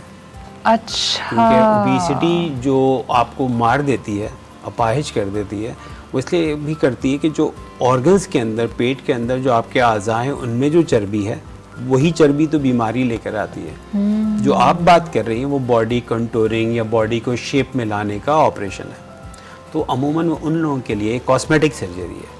अच्छा, बेरियाट्रिक सर्जरी बिल्कुल भी कॉस्मेटिक सर्जरी नहीं है। इससे आप खूबसूरत हो जाते हैं, आपका वज़न कम होता है, आप यंग हो जाते हैं, वो एक अलग इशू है, रंग साफ़ हो जाता है, वो एक अलग इशू है, लेकिन करने का मकसद ये नहीं है। एक बीमारी है, बीमारी को सही करने का मकसद और है। एक बीमारी ऐसी है जिसका दवा से इलाज मुमकिन नहीं है, इसीलिए तो ऑपरेशन कर रहे हैं। हर वो बीमारी जिसका दवा से इलाज मुमकिन है उसके लिए ऑपरेशन करने की ज़रूरत नहीं पड़ती जनरली। तो लाइपोसक्शन जो है वो उन लोगों के लिए जिनका वेट थोड़ा सा ज़्यादा है और वो फैट जिस्म के किसी हिस्से से निकलवाना चाहते हैं कि वो बुरी लग रही है, तो इसको लाइपोसक्शन कहते हैं। तो इसको खुदारा मोटापे से मिक्स, और ये कॉस्मेटिक है, ये कॉस्मेटिक सर्जरी। ठीक अब आ है। गया टमी टक। टमी टक जो है वो भी एक sort of body contouring surgery है, जिसके अंदर अमूमन वो ख़वातीन करवाती हैं कि जिनके आफ्टर प्रेगनेंसी, पोस्ट प्रेगनेंसी उनका पेट की जो दीवार है वो वापस अपनी जगह पे नहीं आती, बल्कि थोड़ी सी लैक्स लूज हो जाती है, मसल्स एक दूसरे अलग अलग हो जाते हैं। तो उसमें आप सर्जरी करके इजाफी स्किन भी निकाल देते हैं और मसल्स को स्टिच करके बराबर कर देते हैं, तो पेट की दीवार जो आप कह रही हैं ना फ्लैट हो जाती है बिल्कुल। सही। अच्छा, जब आप किसी को सर्जरी रेकमेंड करते हैं तो उससे पहले कोई लाइफस्टाइल चेंजेस उसको करवाते हैं या फिर मतलब कोई प्री सर्जरी कोई वो होते हैं आपके? देखिए, प्री सर्जरी कुछ स्टेप्स होते हैं। पहले तो मैं अपने मरीज़ों को कहता हूँ कि सारी जो वीडियोस हैं इसके बारे में जो हमने बनाई हैं यूट्यूब के ऊपर, फेसबुक पे, उनको आप अच्छी तरह देखें ताकि आपको प्रोसीजर समझ में आए। उन मरीज़ों के इंटरव्यूज़ भी हैं जिनका ऑपरेशन हो चुका है, किसी का 2 दिन पहले हुआ है, किसी का 5 साल पहले हुआ है, तो सुने कि उनकी लाइफ में क्या तब्दीली आई। सही है। उसके बाद आप डॉक्टर के पास आते हैं, अपॉइंटमेंट लेकर आते हैं, उसमें मरीज़ को फर्दर डिटेल बताते हैं, उनके सवालों के जवाब दे देता हूँ, और उसके बाद उनके कुछ बेसिक ब्लड टेस्ट करवाते हैं देखने के लिए कि उन्हें विटामिन की कमी तो नहीं है, क्या उनको डायबिटीज़ और ब्लड प्रेशर तो नहीं है। ये चीज़ें चेक करते हैं। चेक करने के बाद अगर मरीज़ का वज़न बहुत ज़्यादा है, मतलब 160-70 किलो या उससे ज़्यादा है, तो उसको हम प्री ऑपरेटिवली कुछ डाइट करवाते हैं। अगर किसी का वज़न 150 से कम है तो उसके लिए डाइट करके अपना ऑपरेशन से पहले वज़न कम करना साइंटिफिकली ज़रूरी नहीं है। सही। ठीक है। ये हो गया, उसके बाद ऑपरेशन हो गया। फिर ऑपरेशन में हीलिंग का टाइम कितना आमतौर पे होता है? देखिए ऑपरेशन के अंदर ये होता है कि आप उसी दिन दाखिल होते हैं जिस दिन आपका ऑपरेशन होना ठीक होता है। है। ऑपरेशन का जो टाइम लगता है वो तकरीबन 1 घंटे से 3 घंटे 2.5 घंटे तक लगता है, डिपेंडिंग कि आप कौन सा ऑपरेशन कर रहे हैं। अच्छा। उसके बाद ऑपरेशन के 2 घंटे के बाद हम मरीज़ को उठा के चला देते हैं। ये जनरल एनेस्थीसिया में होता है, लेकिन एनेस्थीसिया थोड़ा डिफरेंट होता है, और अगले दिन मरीज़ घर चले जाते हैं। ज़बरदस्त। और जहाँ तक डिपेंड करता है कि आपका काम क्या है। उमूमन जो लोग बाहर से आते हैं वो चौथे दिन 5वें दिन ट्रैवल करके बाहर चले जाते हैं। उसके बाद जितना भी इसका फॉलोअप होता है वो हम व्हाट्सएप के ऊपर करते हैं। फिर पोस्ट सर्जरी भी लाइफस्टाइल चेंजेस यकीनन आप लोग रेकमेंड करते होंगे? देखिए लाइफ स्टाइल चेंज तो एक बड़ा ब्रॉड लफ्ज़ है। क्या आप इसके अपना खाना पीना, इसमें एक्सरसाइज? होता है ये कि 3 दिन हम मरीज़ को कहते हैं कि आप क्लियर लिक्विड्स पे रहें, सही। यखनी, पानी, चाय, ताकि अंदर जो स्टमक पे सर्जरी हुई है उसके को हील होने का टाइम मिल ठीक जाए। है। 3 दिन ये में है क्या, ये पेट को काट के छोटा करते हैं? पेट को तो कुछ भी नहीं करते, अच्छा, स्टमक पे आप कह रहे हैं ना हील? चर्बी भी नहीं निकालते। हाँ। स्टमक पे आप छोटे छोटे जो हैं पेट के ऊपर आप छोटे छोटे कुछ कट्स लगाते हैं, होल करते हैं, उसके ज़रिए आप अपने इंस्ट्रूमेंट्स अंदर डालते हैं। ठीक है। अब जो काम पुराने ज़माने में पेट खोल के होता था अब वो इसी तरह हो जाता है, तभी तो मरीज़ अगले दिन घर चला जाता है, तभी तो मरीज़ 2 घंटे के बाद चल फिर सकता है। तो इसमें जो सबसे कॉमनेस्ट ऑपरेशन है उसे गैस्ट्रिक स्लीव कहते हैं, जी। जो दुनिया में 70% यही होता है। तकरीबन 12-13 लाख जो ऑपरेशन हर साल होते हैं उनमें 70% यही होता है। सही है। इसमें करते ही हैं कि आप मैदा जो कि एक बलून या गुब्बारे की तरह होता है उसको, उसका जो बलून वाला हिस्सा होता है उसे काट के निकाल देते हैं, तो मैदा एक पाइप की तरह या छोटा हो जाता है। तो चूंकि उसका शेप एक आस्तीन की तरह हो जाता है तो इसलिए उसको स्लीव कह देते हैं, स्लीव गैस्ट्रेक्टमी। और इसके अंदर जो है क्या नाम है, एक तो मरीज़ को भूख कम लगती है क्योंकि जो हार्मोन्स मैदे से निकलते हैं और दिमाग को कहते हैं कि भूख लग रही है या पेट भर गया है, उनमें चेंज आ जाती है। और फिर जब आप खाना खाते भी हैं तो थोड़ा खाना खाने पे पेट भर जाता है। आप इतना खाना तो खाते ही हैं जिसके लिए, जो आपकी सेहत के लिए ज़रूरी है। तो इससे अमूमन आपका जो एक्सेस वेट है उसका 70% कम हो जाता है। अगर किसी का वज़न 80 किलो है, होना चाहिए, और उसका वज़न जो है वो आप समझ लें कि 130 किलो है, तो उसका 50 किलो वज़न ज़्यादा है, उसका तकरीबन 40 किलो तक वज़न कम हो जाता है। सही। अच्छा, तो और दूसरा आपने कहा, अच्छा मुझे बताएं, is it a very costly procedure? देखें, हाँ थोड़ा कॉस्टली प्रोसीजर है, लेकिन आप ये देखें कि अगर इसकी कॉस्ट को आप आइंदा आने वाले सालों पे रखें तो इसकी कॉस्ट ज़्यादा नहीं है। लेकिन एक वक्त पैसे देना आज के महंगाई के दौर में एक बहुत मुश्किल काम है। लेकिन देखें ना, आप इससे डायबिटीज़ से बच रहे हैं, घुटना तब्दील करवाने से बच रहे हैं, ठीक है, बाईपास दिल का स्टेंट डलवाने से बच रहे हैं, ठीक है। तो और जो आपकी ज़िंदगी है वो अपाहिजपन की नहीं है। दूसरा, मैं अपने मरीज़ों को कहता हूँ कि एज ए माशरा हम जितना पैसा शादियों में खर्च करते हैं उस हिसाब से तो बिल्कुल भी महंगी सर्जरी नहीं, यानी कि है महंगी लेकिन आगे आने वाली ज़िंदगी की क्वालिटी को बेहतर कर देती है। बिल्कुल। अच्छा, आखिर में कोई मैसेज देना चाहेंगे नाजरीन को कि एक तो अपने सेहत का ख्याल रखें, मोटापे तक ना जाएं, और अगर है तो क्या करें? तो ओवर टू यू, बिल्कुल लास्ट कंक्लूडिंग मैसेज। देखिए, मैं ये कहना चाहता हूँ कि मोटापा एक बीमारी है, तो पहली बात तो ये कि आप अपने आप को इल्ज़ाम ना दें, इसमें आपका कोई कसूर नहीं है। दूसरी बात ये है कि जिन लोगों को भी मोटापा है वो आप उनसे वैसी ही हमदर्दी रखें जैसी कि आप किसी और मरीज़ से रखते हैं, क्योंकि दुनिया में कोई शख्स नहीं चाहता कि वो मोटा हो जाए। और जब कोई दुबला पतला आदमी अपनी मर्ज़ी से मोटा नहीं हो सकता, ठीक है, तो हम ये क्यों एक्सपेक्ट करते हैं कि एक आदमी जो मोटा है एक बीमारी की वजह से वो दुबला हो जाए। और लास्ट बात यह है कि अगर आप में से कोई भी, हम में से कोई जो है वो 20, 30, 40 किलो वज़न उठा ले तो हम तो नहीं चल सकते। तो जिन लोगों के जिस्म के ऊपर इतना वज़न आ चुका है मोटापे की वजह से, हम उनसे क्यों एक्सपेक्ट करते हैं या उन्हें क्यों मशवरे देते हैं कि आप चलें? भागें दौड़ें, नहीं कर सकते ना वो। तो आप किसी को ऐसा मशवरा ना दें और लोगों को इसके बारे में बताएं कि भाई ये एक बीमारी है और इसका इलाज करवाएं, क्योंकि बहुत सारे समाजी मसाइल, लड़कियों की शादी होना, बच्चों का बुली होना, मर्दों को जॉब मिलना, ठीक है, सवारी के ऊपर बैठना, ये और डिप्रेशन का होना, क्योंकि जब लोग आपको बोलते नहीं हैं, सिर्फ आंखों से भी ऐसे देखते हैं कि आप डिप्रेस हो जाएं। True, right. और इसमें पॉजिटिव बात यह है कि एक ऐसी चीज़ है जिसका इलाज मुमकिन है, ये तो इलाज करवाइए। बिल्कुल बिल्कुल। Thank you so much doctor साहब फॉर ऑल दिस इन्फॉर्मेशन। बहुत सारी यकीनन नाजरीन को भी इस बात से तो फ़ायदा होगा कि मोटापा तो खैर है ही, लेकिन डायबिटीज़ और PCOS जो कि हमें बिल्कुल लाइलाज लगता है, उसका भी इलाज आपसे आपके इस सेगमेंट के बाद एहसास हुआ कि there is always a hope. और शुक्र है मेडिकल साइंस ने इतनी तरक्की कर लिया और हम इस दौर में रह रहे हैं जब काफ़ी सारी चीज़ों का इलाज मुमकिन है। तो आपने जाना कि मोटापा एक बीमारी है, तो अगर आप मजाक उड़ा रहे हैं अपने इर्द गिर्द लोगों का जो कि मोटे हैं तो बहुत ही गलत बात है। Stop body shaming people. मैं हमेशा कहती हूँ कि प्लीज़ लोगों को लेबल नहीं लगाएं, बॉडी शेम नहीं करें, क्योंकि आपका अजराए मजाक कोई कहा हुआ लफ्ज़ है दूसरे की ज़िंदगी पूरी बर्बाद कर सकता है, उसकी सेल्फ इस्टीम को तोड़ सकता है। जो लोग मोटापे की तरफ माइल हैं और आपको लग रहा है कि अब तमाम डाइटिंग के बावजूद नहीं कम हो रहा है, तो डॉक्टर साहब कहाँ प्रैक्टिस करते हैं? कराची में प्रैक्टिस करता हूँ। डॉक्टर ओबेसिटी क्लिनिक के नाम से आप वेबसाइट देख सकते हैं। ठीक है, तो डॉक्टर साहब कराची में ही हैं, अगर आप ट्रैवल करके आ सकते हैं तो ज़रूर आइए। बाकी डॉक्टर साहब can easily be found on social media. हाँ, सोशल मीडिया, फेसबुक, यूट्यूब, ठीक है। ज़्यादातर मरीज उसी वजह से वहीं से देख के आते हैं। ठीक है ठीक है ठीक है। तो बाकी अगर आप जानना चाहते हैं तो हमें आप मैसेज करके इनकी डिटेल्स ले सकते हैं। मैं आपसे मिल रही हूँ छोटे से ब्रेक के बाद। ब्रेक के बाद हमारे साथ एक ऐसे साहब मौजूद हैं जो कि कोई बहुत ही बड़े बड़े काम कर रहे हैं, और अक्सर काम तो मैं कभी कभी हैरान होती हूँ इस आदमी को अल्लाह ताला ने इतनी हिम्मत दी हुई है कि वो मुश्किल प्रोजेक्ट्स उठाता है, लेकिन होता क्या है एक शख्स लीड करता है और पीछे आहिस्ता आहिस्ता कारवान बनता जाता है। तो इनसे जानेंगे कि उनको ये जज्बा आता कहाँ से है। सोशल वर्कर हैं, उनके पास बड़ी मज़े मज़े की कहानियाँ हैं, तो हम जानेंगे इस छोटे से ब्रेक के बाद।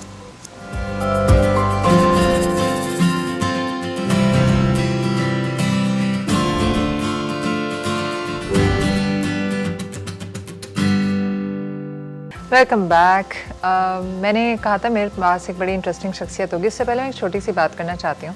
हमें ना अक्सर लगता है कि, बल्कि मैं भी जब छोटी थी and while I was growing up तो दुनिया भर में मिजरीज देखते थे, तो मैं सोचती थी जब मैं बड़ी हो जाऊँगी और मैं बहुत अमीर हो जाऊँगी तो फिर मैं कुछ सोशल वर्क जो है ना शुरू करूँगी। या मैं बचपन में सोचती थी कि मैं बड़े होकर एक ऑर्फनेज बनाऊँगी, लेकिन सारे मेरे ख्वाब होते थे कि जब मैं बहुत अमीर हो जाऊँगी।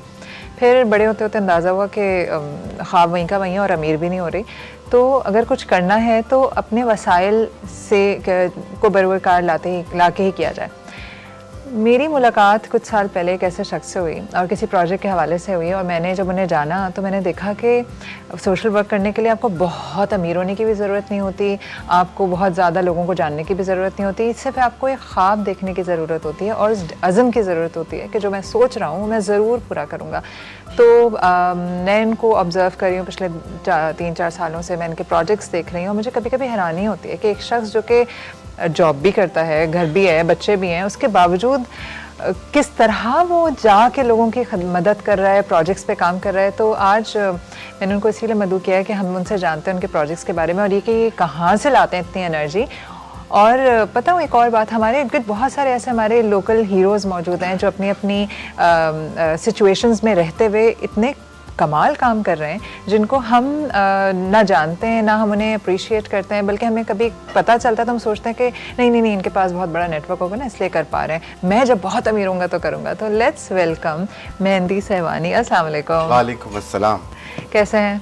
अल्हम्दुलिल्लाह, आप कैसी हैं? बिल्कुल ठीक। मेहंदी, मैं जब आपसे बात कर रही थी कि जब हम छोटे होते हैं तो हम सोचते हैं कि बड़े होकर जब हम बहुत अमीर हो जाएंगे ना तो फिर हम सोशल वर्कर बनेंगे। आपके ज़हन में आता था ये? बिल्कुल आता था। सोशल वर्किंग के लिए बहुत पैसा चाहिए तरीका ऐसे ही है ना। अभी भी बहुत सारे ऐसे लोग हैं जो मुझे कहते हैं कि माविश मैं बहुत कुछ करना चाहता हूँ मगर पैसे नहीं बच रहे हैं मेरे पास। ऐसे ही है ना। पहले तो अपने बारे में बताइए कि सोशल वर्कर तो आप हैं, इसके अलावा आप करते क्या? सबसे पहले तो मैनी थैंक्स टू HTV, आपका, पूरी मैनेजमेंट का, कि अनहर्ड वॉइसेस को बुला रही हैं आप। यानी कि सिर्फ सेलिब्रिटीज़ को ही हम सुनते हैं, लेकिन वो लोग जो अपने माशरे के अंदर अपने अतराफ में ऐसे काम कर रहे हैं उनको सुनने की बहुत ज़रूरत है। So first of all I appreciate that to your team. My name is Mehndi Sahwani और मैं एक सप्लाई चेन प्रोफेशनल हूँ, मैं टीचर भी हूँ और मैं इसको सोशल वर्क नहीं कहूँगा, मैं इसको इबादत कहूँगा। मैं ये इबादत करता हूँ अपने ही ढंग में, अपने ही रिसोर्सेज के अंदर। तो I was just doing the routine, जैसे हम सब सारे काम कर रहे होते हैं। तो मैं ईद के दिन जा रहा था, मैं आपको आइडिया बता रहा हूँ कि हमने स्टार्ट कैसे किया। मैंने तो ईद के दिन कोई सेकेंड ईद का दिन था, so I was going through my car और मैंने देखा कि कचरा का एक बहुत बड़ा डब्बा है और उसमें एक छोटा सा बच्चा कचरे से कुछ निकाल रहा था, कुछ ढूंढ रहा था। तो मेरी सारी जो एनर्जी फोकस रुकी और मैंने देखा बच्चा कर गया रहा है। मैंने गाड़ी स्टॉप की, मैंने देखा तो बच्चा कचरे के अंदर से ढूंढ रहा था सेकेंड ईद पे। कहते हैं ना खाने कि का अल्लाह ताला जब कोई आपको रोशनी देता है तो वो रोशनी ऐसे देता है कि आपका पूरा आपकी जिंदगी पूरी चेंज हो जाती है, डाइवर्ट हो जाती है। तो उस बच्चे से मेरे अंदर एक आई कि यार I want to do something for the childrens, कुछ किड्स के लिए कुछ स्टार्ट करूंगा। तो I came an idea of शुक्रिया बॉक्स। शुक्रिया बॉक्स जब मैंने स्टार्ट किया, जैसे आपने कहा कि पैसे नहीं है, रिसोर्सेज नहीं है, नथिंग लाइक दिस, मैंने एक नियत की, एक अज़म किया, मैंने कहा कोई आता है साथ नहीं आता, शुरुआत करता हूँ।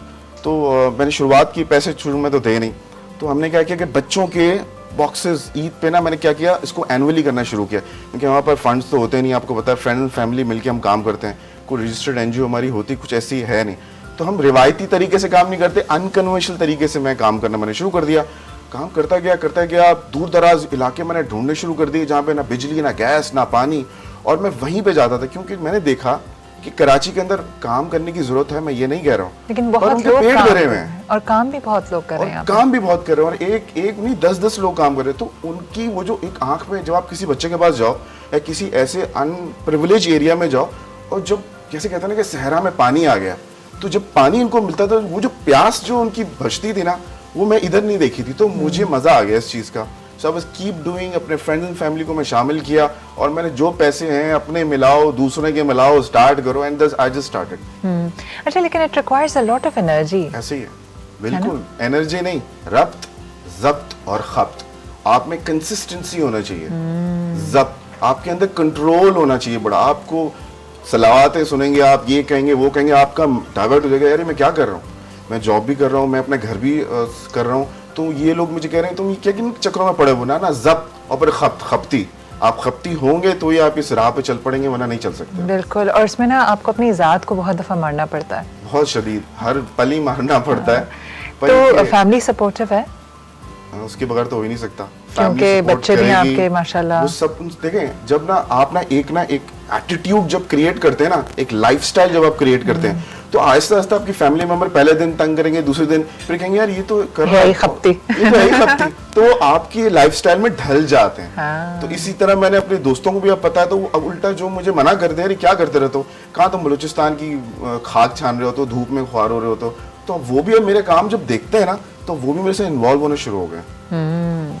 अच्छा, आप ट्रांसजेंडर कम्युनिटी के लिए भी काफ़ी ये काम करते हैं, तो कोई बताएं कि हाउ डिड यू स्टार्टेड, क्योंकि मुझे मालूम है वो एक वहाँ पे एक हिनोगुल है और एक बहुत सारी जो तो है। ये वहाँ पे आपने क्या ऐसी तकलीफ देखी जो और जगह आपको नहीं मिलती? असल में ट्रांसजेंडर का जो तबका है ना, वो हर कोई कहता है अंडर प्रिविलेज है, उनको कोई पूछता नहीं, ये नहीं करता, उनको नहीं पूछता।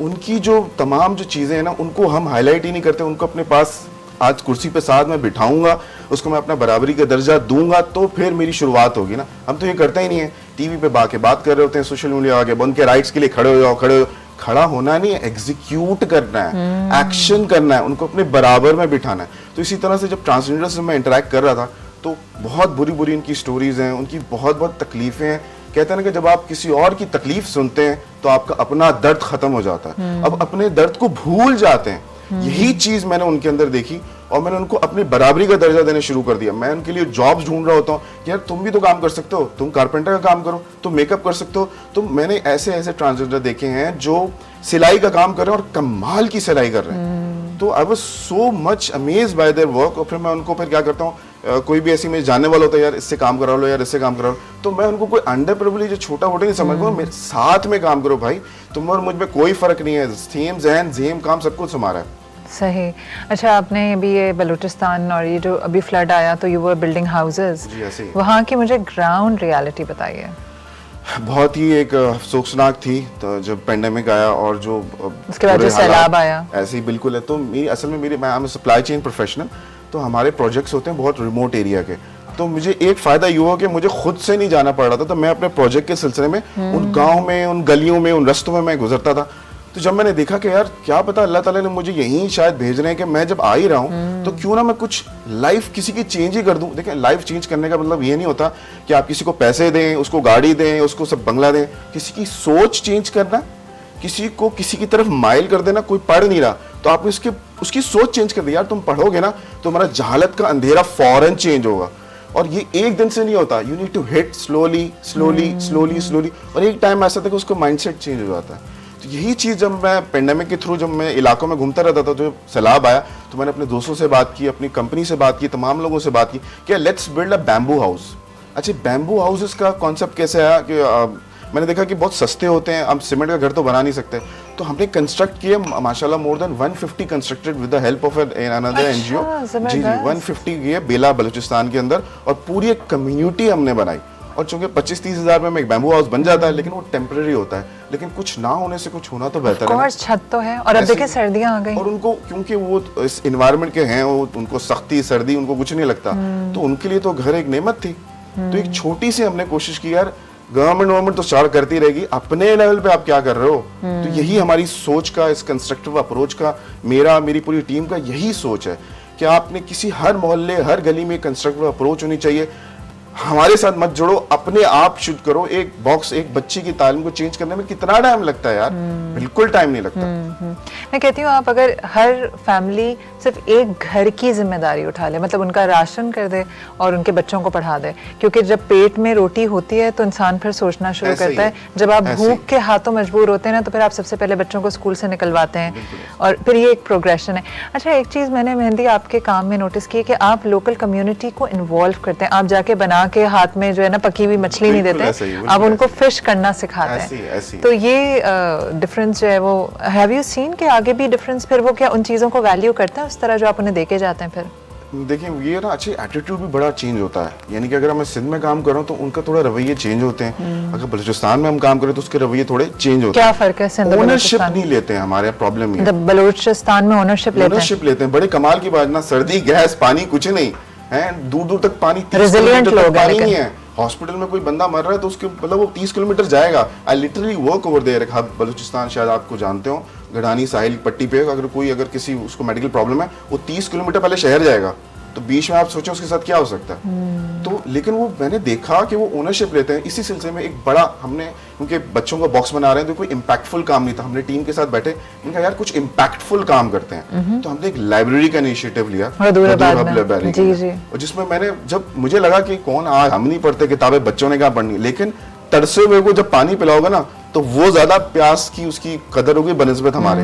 जब उन्होंने एक लाइब्रेरी हमने बनाई तो मैंने वाकई में देखा बच्चे आ रहे हैं। ओनरशिप कैसे लेंगे, जो टीचर्स हैं उनको ओनरशिप किया। अच्छा, इनको फिर फीडबैक कंट्रोल हमें भी जाना पड़ता है, हर महीने उनको मोटिवेशन लेवल अप रखना पड़ता है। ऐसे नहीं कि आप छोड़ दो, तो आप भी इन्वॉल्व रहते हो, कम्युनिटी को भी इन्वॉल्व रखते हैं कि ये आपकी जिम्मेदारी, हमारी जिम्मेदारी नहीं है। हमारा काम है आपको सिर्फ हल्का सा फैसिलिटेट करना, बाकी का काम आपका है। इसी तरह फीडबैक रहते हैं, चेक बैक रहते हैं, तो वो भी अपना काम पे करते रहते हैं। अभी आजकल क्या प्रोजेक्ट्स चल रहे हैं? इस वक्त स्कूल्स पे ज्यादा ध्यान है मेरा। अच्छा देखें, मैं कोई एनजीओ नहीं हूँ कि मेरे पास इतने लाखों रुपए के फंड्स आ जाएं जैसे कि आपने कहा और हमने स्कूल खड़ा कर दिया। हमने ये ढूंढा कि ये दो इतना बड़ा जो एग्जिस्टिंग इंफ्रास्ट्रक्चर हमारे पास मौजूद हैं, जिनको अगर सिर्फ मैनेजमेंट की सिर्फ नीड है तो वो चल पड़ेंगे। तो हमने क्या किया कि बलूचिस्तान और सिंध के अंदर जितने जो गवर्नमेंट स्कूल्स हैं, या अपनी मदद आपके अंदर जिन्होंने जो छोटे मोटे स्कूल्स के, हमने उनको हंट करना शुरू कर दिया। क्यों? क्योंकि उनके पास जाएं, उनके टीचर्स को थोड़ा ट्रेन करें, उनको स्टेशनरी आइटम्स हम प्रोवाइड कर रहे होते हैं, मंथली बेसिस पे, वीकली बेसिस पे, फंड्स पे डिपेंड करता है, फ्रेंड एंड फैमिली पे काम कर रहे होते हैं। तो जो एग्जिस्टिंग रिसोर्सेज थे, उन रिसोर्सेज के पास जब हमने काम करना शुरू किया तो मुझे ये लगा कि आपको काम करने के लिए कोई बड़ा स्कूल कंस्ट्रक्ट नहीं करना। इतनी मिलियन अपॉर्चुनिटीज आसपास, नेकियां आपकी पड़ी हुई हैं, सिर्फ एहसास, एम्पैथी और ढूंढने की देर है। तो वो हम ढूंढ रहे हैं। जबरदस्त।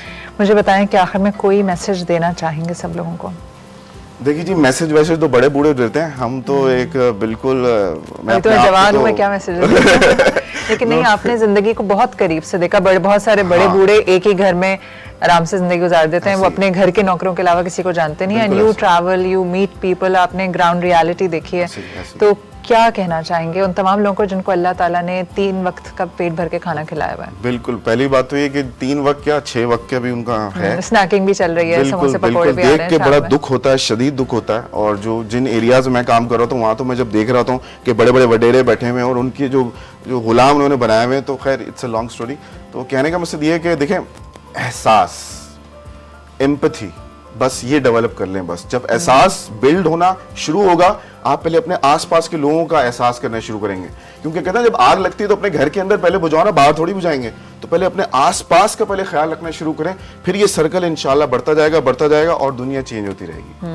थैंक यू सो मच आपके वक्त का, और अल्लाह ताला आपको और हिम्मत दे, आपके अंदर खप्त भी कायम रखे और आपका ज़ब्त भी कायम रखे। बाकी मैंने वैसे नोटिस किया कि अल्लाह ताला, आप एक बस कदम बढ़ाते हैं ना तो अल्लाह ताला आपके लिए रास्ता है ना आसान हो जाता है सब।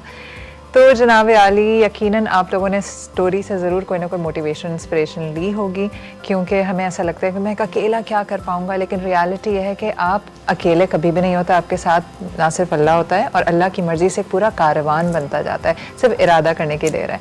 हम मिलते हैं एक छोटे से ब्रेक के बाद। पूरे स्टूडियो में इतनी कोई महक है गाजर के हलवे की इस वक्त कि मेरा बड़ा दिल चाह रहा है देखने का कि साइमा के किचन में कहाँ तक मामलात पहुँचे। तो मिलते हैं इस छोटे से ब्रेक के बाद।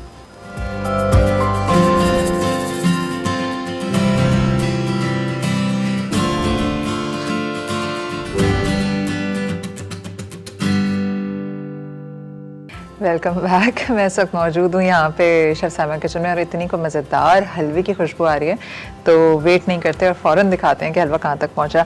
मैडम, ये आपका बन गया है और वाकई मुझे यकीन ही नहीं आ रहा इतनी जल्दी बन गया। शक्ल देखें आप, शक्ल बिल्कुल वैसी है जैसे आप बाहर हम- जाके हलवाइयों से लेती हैं।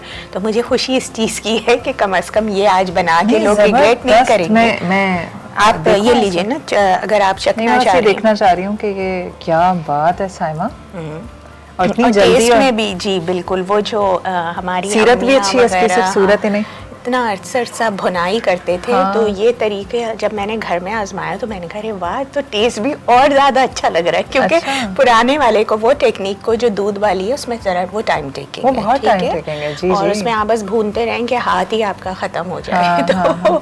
हम बनाते हैं बहुत सारा है ना घर के लिए, हम हाँ, चाहते हैं बस अब बना लिया तो ये जी, 15 दिन बस ये हलवा चले, चलता रहे। बिल्कुल बिल्कुल Freeze ऐसा कर ही है। दें। और माविश, ये तो मैं भी निकालूंगी, लेकिन आज आप लोग फ़लस्तीन का जो के लिए सॉलिडरिटी का जो डे आज सेलिब्रेट किया जा रहा है, कहना चाहिए, तो उसके लिए आज जो आपने मेहमानों को बुलाया हुआ था, सुबह में भी जो आए हुए थे, तो वो मैं यही देख रही थी, एक टर्किश सीरीज़ शुरू हुई है सलाहुद्दीन अय्यूबी के नाम से।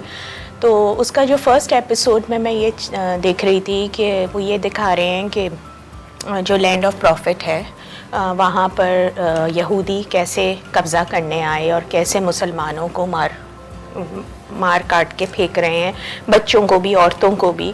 तो ये सोचते हुए मुझे एहसास हुआ कि ऐसा तो अब इस दुनिया में होता नहीं होगा, कहाँ होता होगा, ये तो तब की बात है। ये अभी मैं कल परसों की आपको बात बता रही हूँ। और फिर अचानक ही मुझे ये थॉट आया कि यही तो हो रहा है गाज़ा में, और क्या हो रहा है, यानी वो तलवार से नहीं काट रहे, वेपन्स दूसरे आ गए हैं आपके पास, बट बिल्कुल यही सेम सिचुएशन होगी जो वो उस ड्रामे में दिखा रहे हैं। और उसको देख के मतलब आपका दिल ही बहुत ख़राब हो रहा होता है, आप अपसेट हो रहे होते हैं कि क्या क्या आजकल के भी ज़माने में दरअसल नहीं हो जंगों रहा। का तरीका बदल गया, लेकिन जंगों का इंसान तरीका नहीं बदल बदला ना, गया। इंसान का बिल्कुल, वही है इंसान कि वही हाँ, है, इंसान वही है, बिल्कुल इंसान की जो बल्लत हाकमियत, वही है। वही हाकमियत, वही क्या कहना चाहिए, खसलत उसकी कि कब काबिज हो जाए बिल्कुल, एक पे बिल्कुल, दूसरे पे अपनी हाकमियत जमाए। तो वो चीज़ जो है तब से चली आ रही थी, अब तक है। अब तक के ज़माने में अगर मैं अपने आप को देखूं, मैं बहुत फील करती हूँ ना कि हम बहुत मॉडर्न एक वर्ल्ड में रह रहे हैं, बट ऐसा कुछ भी नहीं है। अगर आप सोचेंगे तो वो बदल गए, कैरेक्टर्स बदल गए, चीज़ें बदल गई, मॉडर्नाइज हो गई, बट हो वही रहा है सब कुछ। Absolutely. जो एथनिक क्लेंजिंग होती है, अगर आप पुराने हिस्ट्री के वॉर वाले ड्रामे देखें तो वो आते थे, वो गांव के गांव, इवन गेम ऑफ थ्रोन्स में भी हाँ, अगर Game देखा हो of तो Thrones में भी गांव के गांव जो अमलियामेट करते थे। अभी भी यही है कि अभी भी आप छोड़े ना, अमेरिका की बुनियाद कैसे हुई थी, वो जो क्रिस्टोफर कोलंबस साहब आए थे, उन्होंने कहा कि अरे ये तो बड़ी अच्छी जगह है, नहीं तो प्लॉट ले लेते हैं, घर बनाते हैं, तो उन्होंने सारे नेटिव अमेरिकन को मार डाला। इसी तरह ये फलस्तीन में भी यही हो रहा है। बहरहाल, कमिंग बैक टू गाजर का तो हलवा, अभी हम गाजर के हलवे को निकालते हैं, डिश आउट भी करेंगे, जी, थोड़ा बिल्कुल। सा सजाएंगे भी। कोशिश मैं करूंगी कि बाहर की तरह ही सजाऊं, और इसलिए मैंने वहाँ थोड़ा कोई help हलवा, चाहिए? जी माविश, ये बस आप इसको मोड़ दें, और वो मुझे चाहिए होगा एक वो मिनट क्या में। होता है? पहले वो हलवा, वो वाला हलवा जो वो वाला मैंने, हलवा कौन सा? अच्छा देखें ये हलवा, ये अच्छा ये ये हलवा है, आपको क्या लगा? नहीं, मैंने कहा मलाई? वो वाला, ये तो वो है ना खोया। सॉरी, खोया, सॉरी खोया, मैं हलवा पता नहीं क्यों बोल रही हूँ। ये कह रही हूँ, क्या कह रही हूँ, वो वाला हलवा उठा ले। असल में इतना हलवा भूना कि हलवा ही सर पे कोई बात सवार हो गया। तो अच्छा, ये मुझे लगा कुछ घर से भी बना कर लाई है कि वो हलवा उठाते हैं ना, कौन सा ऐसा हलवा? नहीं, यही टोटल यही है मावेश। अब आप देख लें कितना इंसाफ करना है आपको। एक जगह मैं लास्ट सर्दियों में किसी के यहाँ शादी पे गई, हमारे यहाँ हम सारे पैसे शादी पे लगा देते हैं ना, और उधार मांग के भी लगा देते हैं। बिल्कुल। आपको पता है उनके गाजर का हलवा था और उसमें इतने कुछ चिलगोजे डाले हुए थे उन्होंने, तो हम आपस में यही बात कर रहे थे, इन्होंने नट्स का हलवा लगा। इन्होंने नहीं चिलगोजे, ओह, अच्छा। हाँ भर भर के चिलगोजे इस हलवे में। मैंने कहा इन्होंने सिर्फ उनको अब समझ नहीं आ रहा होगा अब कैसे बताएं कि हमारे पास बहुत सारे पैसे हैं, जेवर भी हमने दे दिया, शादी में लाविश करें, चले अब हलवे में हम चिलगोजे भरते हैं। तो आपने हलवा भी खोला। लास्ट सर्दियों में अटेंडेड दैट वेडिंग, चिलगोजे वाला हलवा। चिलगोजा तो वाकई में नापे नहीं, अमीर लोग हो थे गई ना, है, बहुत बिल्कुल। अमीर लोग, बहुत अमीर थे। माविश अब ये मुझे प्लीज दीजिएगा, खोया हमारा, हलवा, आपका हलवा, मेरा हलवा और आपका खोया। इसको ये आपने इसको भी फ्राई किया है? इसको मैंने हल्का सा फ्राई इसलिए किया था माविश, ताकि ये ज़रा सा खुल सा जाए। और ये उसी ऑयल में जिसमें आप घी में, जी जी जी। और मैं असल में इसको एक लुक वो वाला देना चाह रही हूँ, वरना आप उसको ऊपर से छड़ हलवे भी वाले सकते का, हैं। जी। गाजर के हलवे का, जी, मिठाई जी। वाले के गाजर के हलवे का। मिठाई वाले के वो बड़ा सा एक थाल लेके बैठा होता है, ठीक है, और थाल में वो कम से कम जब आप जाके उससे बोलेंगी ना मुझे आधा किलो 1 किलो हलवा दे दो, तो वो आखिर में ना 1 चम्मच ऊपर से खोया डालेगा, क्योंकि खोया भी काफ़ी महंगा आता है ना माविश, अब तो बहुत हर चीज़ ही महंगी हो कौन गई सी है। चीज़ महंगी नहीं है? जी, तो मैं उसको यही कहती हूँ, अगर कभी मुझे अर्जेंट चाहिए, ऐसे तो घर में ही बना रहे होते हैं, बट समटाइम्स कभी ज़रूरत पड़ जाती है, तो मैं उसको यही कहती हूँ, ये अपने घर लेकर जाओगे, खोया जो है खराब भी हो जाएगा। हिदायत होती होगी ना कि भाई जितना बचा सकते हो बचा लो। हाँ बिल्कुल। और वो 10 प्लेट में से 15 निकाल लो। महविश, मैं आपको ये अभी बिल्कुल आंखों देखा हाल, साइड में करूँ, आपकी स्लीव बचाऊं? जी, नज़दीक का आंखों देखा हाल, यानी चंद दिन की पहले की बात है कि मैं गई उसके पास, मैंने कहा हलवा आप दे दें, तो उसने जब हलवा निकाला ना, तो वो सादा गाजर बस चीनी में वो हुई हुई थी, भुनी हुई थी, कोई नट्स नज़र नहीं आ रहे थे। या आप कोई अच्छी किसी दुकान पे, किसी ब्रांड मतलब ब्रांडेड किसी की दुकान पे गई थी? जी जी, अच्छी दुकान, अच्छी दुकान की बात जी, अच्छी दुकान की, जो हमारे यहाँ रेगुलर हर नुक्कड़ पे खुली हुई है, मेरा ख्याल है यहाँ पर। तो बताइएगा मुझे बाद में तो कि कौन सी हाँ दुकान। जी, तो फिर मैंने उसको ज़रा डांटा मैंने कहा भाई चीज़ें तो सही से डालो, तुम कोई सस्ता भी नहीं है, क्योंकि चीज़ें, लेकिन वो पैसे वो अपने हिसाब से ले रहे हैं। अगर अब कोई बच्चा चला जाए या कोई ऐसा बंदा चला जाए जिसकी ज़बान नहीं है, तो वो तो ऐसे बेवकूफ़ बनकर आ जाएगा उनके हाथ ही। अच्छा माविश, ये देखें, अब हम इसको सजाने जा रहे हैं, ठीक है, और ये मैंने थोड़े से फ्राई करके रख भी दिए थे साइड पे, ठीक है। ये आपने अच्छी टिप दी, आई थिंक लोग फॉलो करेंगे कि ये पहले इसको रोस्ट कर लें ऑयल में, घी में, सॉरी, ताकि ये क्रंच इसका कायम रहे। बिल्कुल, ये क्रंच भी रहेंगे, हल्का सा कलर भी आ जाता है ना गोल्डन सा, तो वो भी अच्छा लगता है। आप इसके ऊपर चांदी के वर्क भी सजा सकते हैं, थोड़ा सा और प्रेजेंटेबल अगर बनाना है तो। और ये हमारा हलवा तैयार है, और माविश हलवे के साथ कभी चिरौंजी दाने होते हैं, इंडिया से आते हैं, देखा? नहीं, चिरौंजी दाने बड़े मजेदार होता है। अच्छा, चलो नहीं, कभी मेरे वो मैंने घर में नहीं अम्मी खाया, से पूछूंगी ये होंगे तो मैं चखवाऊंगी। हमारा हलवा रेडी है। वो चम्मच है, चम्मच की अभी ज़रूरत नहीं है, देखिए नज़र आ चाहिए? रहा है कैमरे में, सही ये नज़र आ खोए रहा का है। हलवा लग रहा है इस वक्त तो। हाँ, इसलिए उसको मैंने दिखाया, इसलिए कि उन लोगों को पता रहे कि भाई मैंने नट्स भी डाले हैं। और खोया भी डाला है। वो वाली एपिसोड जो परसों मेरे साथ हुई थी कि भाई नट्स भी नहीं नजर आ रहे थे, खोया भी नहीं, आपको क्या पता कि इस लेयर के नीचे क्या है। सही बात आप तो घर ले गई ऊपर से वो लेके। कुछ लोग खोए को मावा भी कहते हैं। आपको हाँ, पता? मावा कहते हैं जी, इंडियंस हाँ, काफी ज्यादा मावा ही कराची में, कहते हैं। और हमारे यहाँ मावा किसी और चीज को कहते हैं। अच्छा, आपके यहाँ क्या किस मावा गुटका कराची में। ओह अच्छा, हाँ हाँ, नहीं नहीं, मुझे अभी आपने कहा तो मुझे याद आया। तो चले, तो ये अगर कोई हलवाई मावा कहे तो समझ जाए कि वो खोए की बात कर रहा है, वो मावा आपको की। गुटका नहीं दे रहा हाँ, डाल मावा के। गुटका नहीं है। अच्छा जनाब आली, ये हो शायद गया इसकी वो देख सकते हैं, शक्ल देख जबरदस्त, सकते बल्कि हैं। मैं खुशबू शक्ल सब खूबसूरत है, और मैं और उसमें- इसको भी टेस्ट करेंगे हम। आप टेस्ट भी करें, अगर हमारे पास टाइम है तो थोड़ा सा मैं गाजरों के हवाले से ही बात करना चाहूँगी। बिल्कुल बिल्कुल, बताइए। अच्छा, कैरेट्स के लिए आप जैसे सबसे ज़्यादा जो मेन बेनिफिट है खाली कैरेट्स खाने का, वो तो बल्कि कैरेट का जूस की बात अगर करें तो वो आपकी जो आई विजन है उसको इम्प्रूव करती है। ये बहुत ज़्यादा कॉमन इसका हाँ, कि benefit- गाजर खाओ आंखें तेज होती हैं। आंखें तेज़ होंगी। अब इसके पीछे क्या हिस्ट्री है इसको मैं चेक कर रही थी, लेकिन वो भी मुझे कहीं से सही से रूट कॉज पता नहीं चला। और एक चीज़ और के कैरेट्स जो हैं सबसे पहले अफगानिस्तान में ग्रो की गई। अच्छा, जी, तो इसलिए तो वहाँ का काबुली पुलाव, अफगानी पुलाव में वो लोग कैरेट्स यूज़ करते काबुली हैं। पुलाव बनाना सिखाएं साइमा किसी हाँ, दिन। काबुली पुलाव इंशाल्लाह हम आसान है, बनाते मुश्किल है? हैं। नहीं, मेरे हिसाब से तो मुश्किल नहीं है, आसान, रेसिपी भी आसान है। वो भी बहुत बड़े ज़्यादा पतीले बनाइएगा spices ताकि नहीं सब है। सुकून से खाएं। हाँ, इंशाल्लाह इसको बिल्कुल मेरी लिस्ट में है, मैं इसको सिखाऊंगी।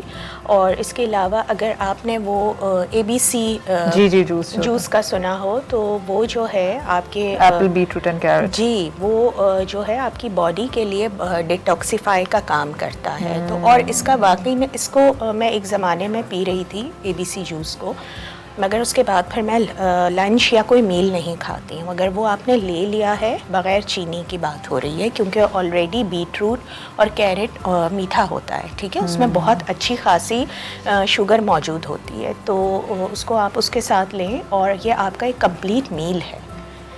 एक गिलास अगर आपने ये जूस ले लिया है तो उसके बाद आपको खाना खाने की ज़रूरत नहीं है। ये इतना बिल्कुल। पावरफुल है। बिल्कुल। स्किन के लिए गाजर बहुत अच्छी है, हमारी स्किन की हेल्थ को भी इम्प्रूव करती है। और गाजर जो है उसमें कैंसर को प्रिवेंट करने की भी ताकत मौजूद जी है। जी, बिल्कुल बिल्कुल। तो ये चंद फ़ायदे थे जो मैं चाह रही थी आप लोगों के साथ शेयर करूं। और सही। इसके साथ ही फिर आप लोग इस रेसिपी को ज़रूर ट्राई करें, हमें फ़ीडबैक दें हमारे यूट्यूब एश नाउ के चैनल पे ज़रूर। जी माविश, अब बताइए। Over to you Mavish. Over to you. अच्छा भाई, हम कर रहे हैं इस प्रोग्राम को ख़त्म। और क्योंकि गाजर की खुशबू और गाजर के हलवे का जो शक्ल है वो इतनी इनवाइटिंग है और वो बार बार कह रही है कि मुझे बस खा लो, प्रोग्राम ख़त्म करो, मुझे टेस्ट करो, तो मैं कल फिर आपसे मिलूँगी नए एक एपिसोड के साथ, नए मेहमानों के साथ। कल भी बड़ा इंटरेस्टिंग मेहमान है और बहुत ही इंटरेस्टिंग टॉपिक है। आपने कल ट्यून इन करना है सुबह 9 में और हमें दुआ में याद रखिएगा। मिलते हैं कल एक बड़े लंबे ब्रेक के बाद। कल मुलाकात होती है। अल्लाह हाफ़िज़।